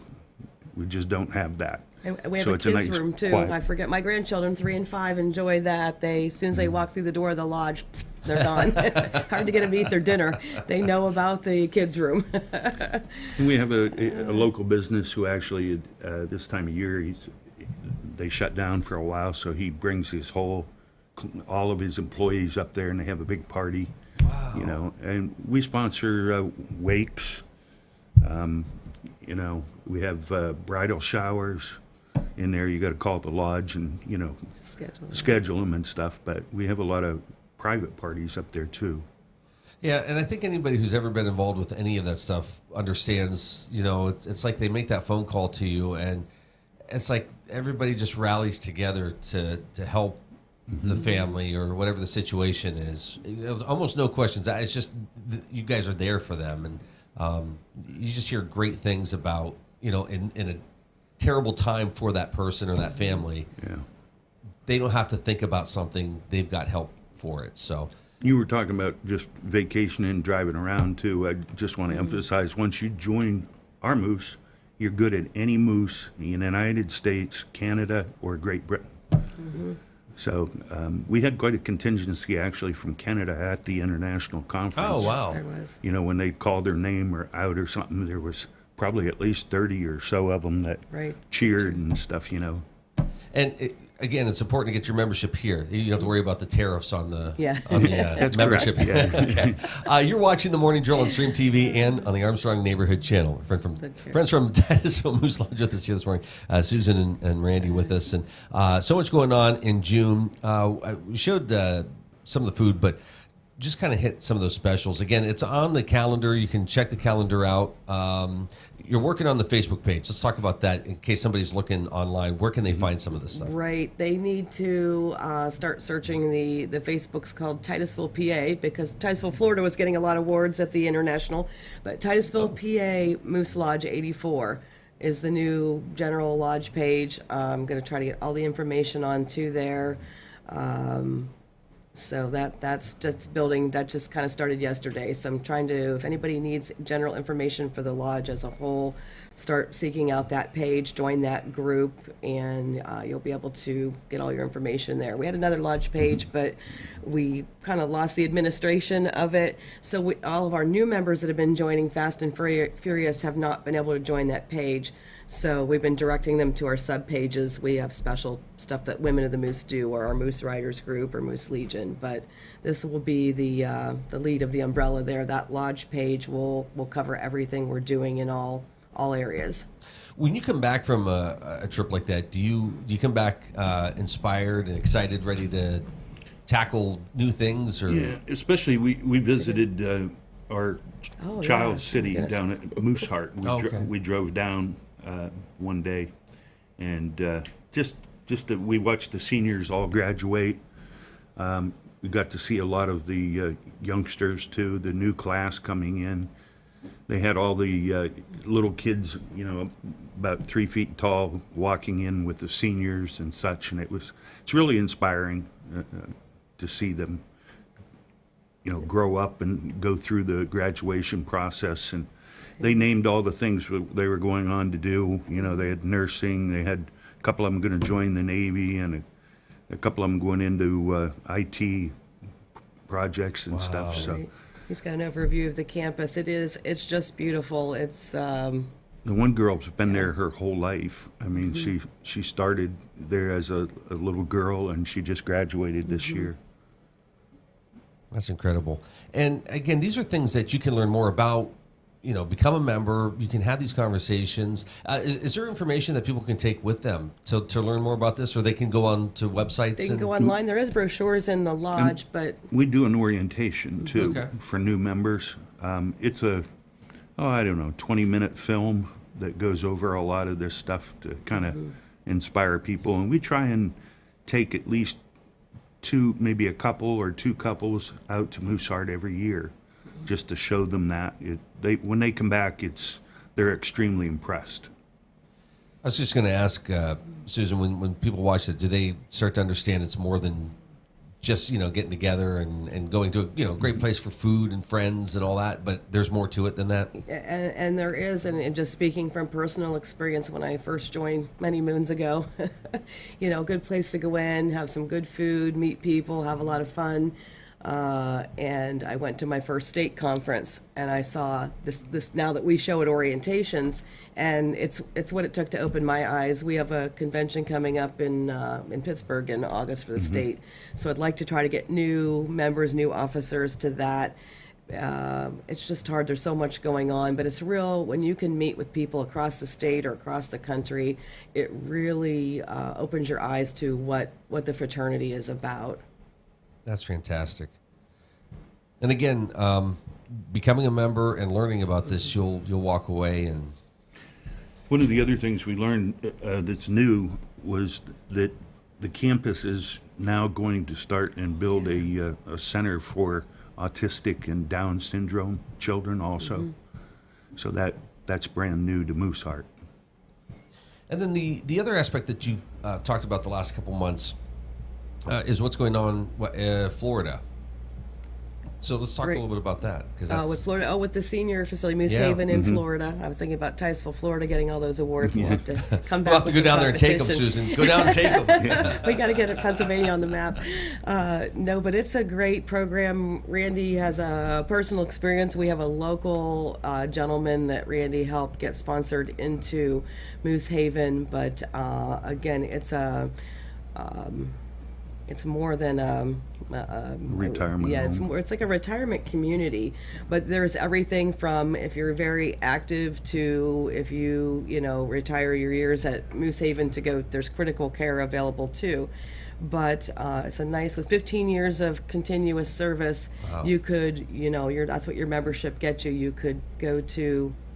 You could go to Moose Haven. Lots of activities. I see they have bowling and. I've looked at some of their calendars, so there's a lot of activities. If you're active, if you're just wanting to retire, I just think it's a nice atmosphere. There's two ways that you can get down there. You can just basically turn over your assets, and they take care of you 100% for the rest of your life. Or if you're not into that and you just want to go down and basically rent, they charge you for the occupancy and of course any products that you use and stuff, and you can just pay as you go. So it's up to you which way you want to go. Well, before we wrap up, let's kind of recap what's coming up. A couple big things coming up. Okay, well, big thing is Monday, June 9th, the scholarship giveaway to our 30 area students. We have that benefit coming up on June 14th. And golf major outing fundraiser, on 21. Golf outing June 21st. Okay. For the scholarships, families are going to be able to attend that? Yes. Okay. We encourage parents to come. Be a good time while you're there, maybe to ask, hey, what's it take to join? Yeah, there we go. Not that they're there, you guys are doing a great job. We've gotten a lot, of the parents to join. Yeah. That, just because we gave their children, a scholarship, and they see the activities and stuff to what we're doing. Well, and hopefully too, what they're realizing is, this is great. This is something you guys are giving back. What can I do to help and say thank you? And becoming a member certainly plays a small piece into that puzzle. So, if folks have questions, want more information, how do they get a hold of anybody here? 827-2121 is the office number up there. You got to be 21 to have a beer at the Moose. That's what I always say. I remember the phone number. That's great. That's good stuff. Reach out to us. Find us on Facebook. I'm a familiar face in town at Market Square. I will talk Moose to anybody that comes through my door. Excellent. So just reach out to us. Or even just stop in at the club. You can come in and check it out. Be signed in. Like I said, you're allowed to come in a couple times to check out the facility, and then we'll talk membership. Great. Good to see you. Thank you. Yeah, thanks. Okay, thank you.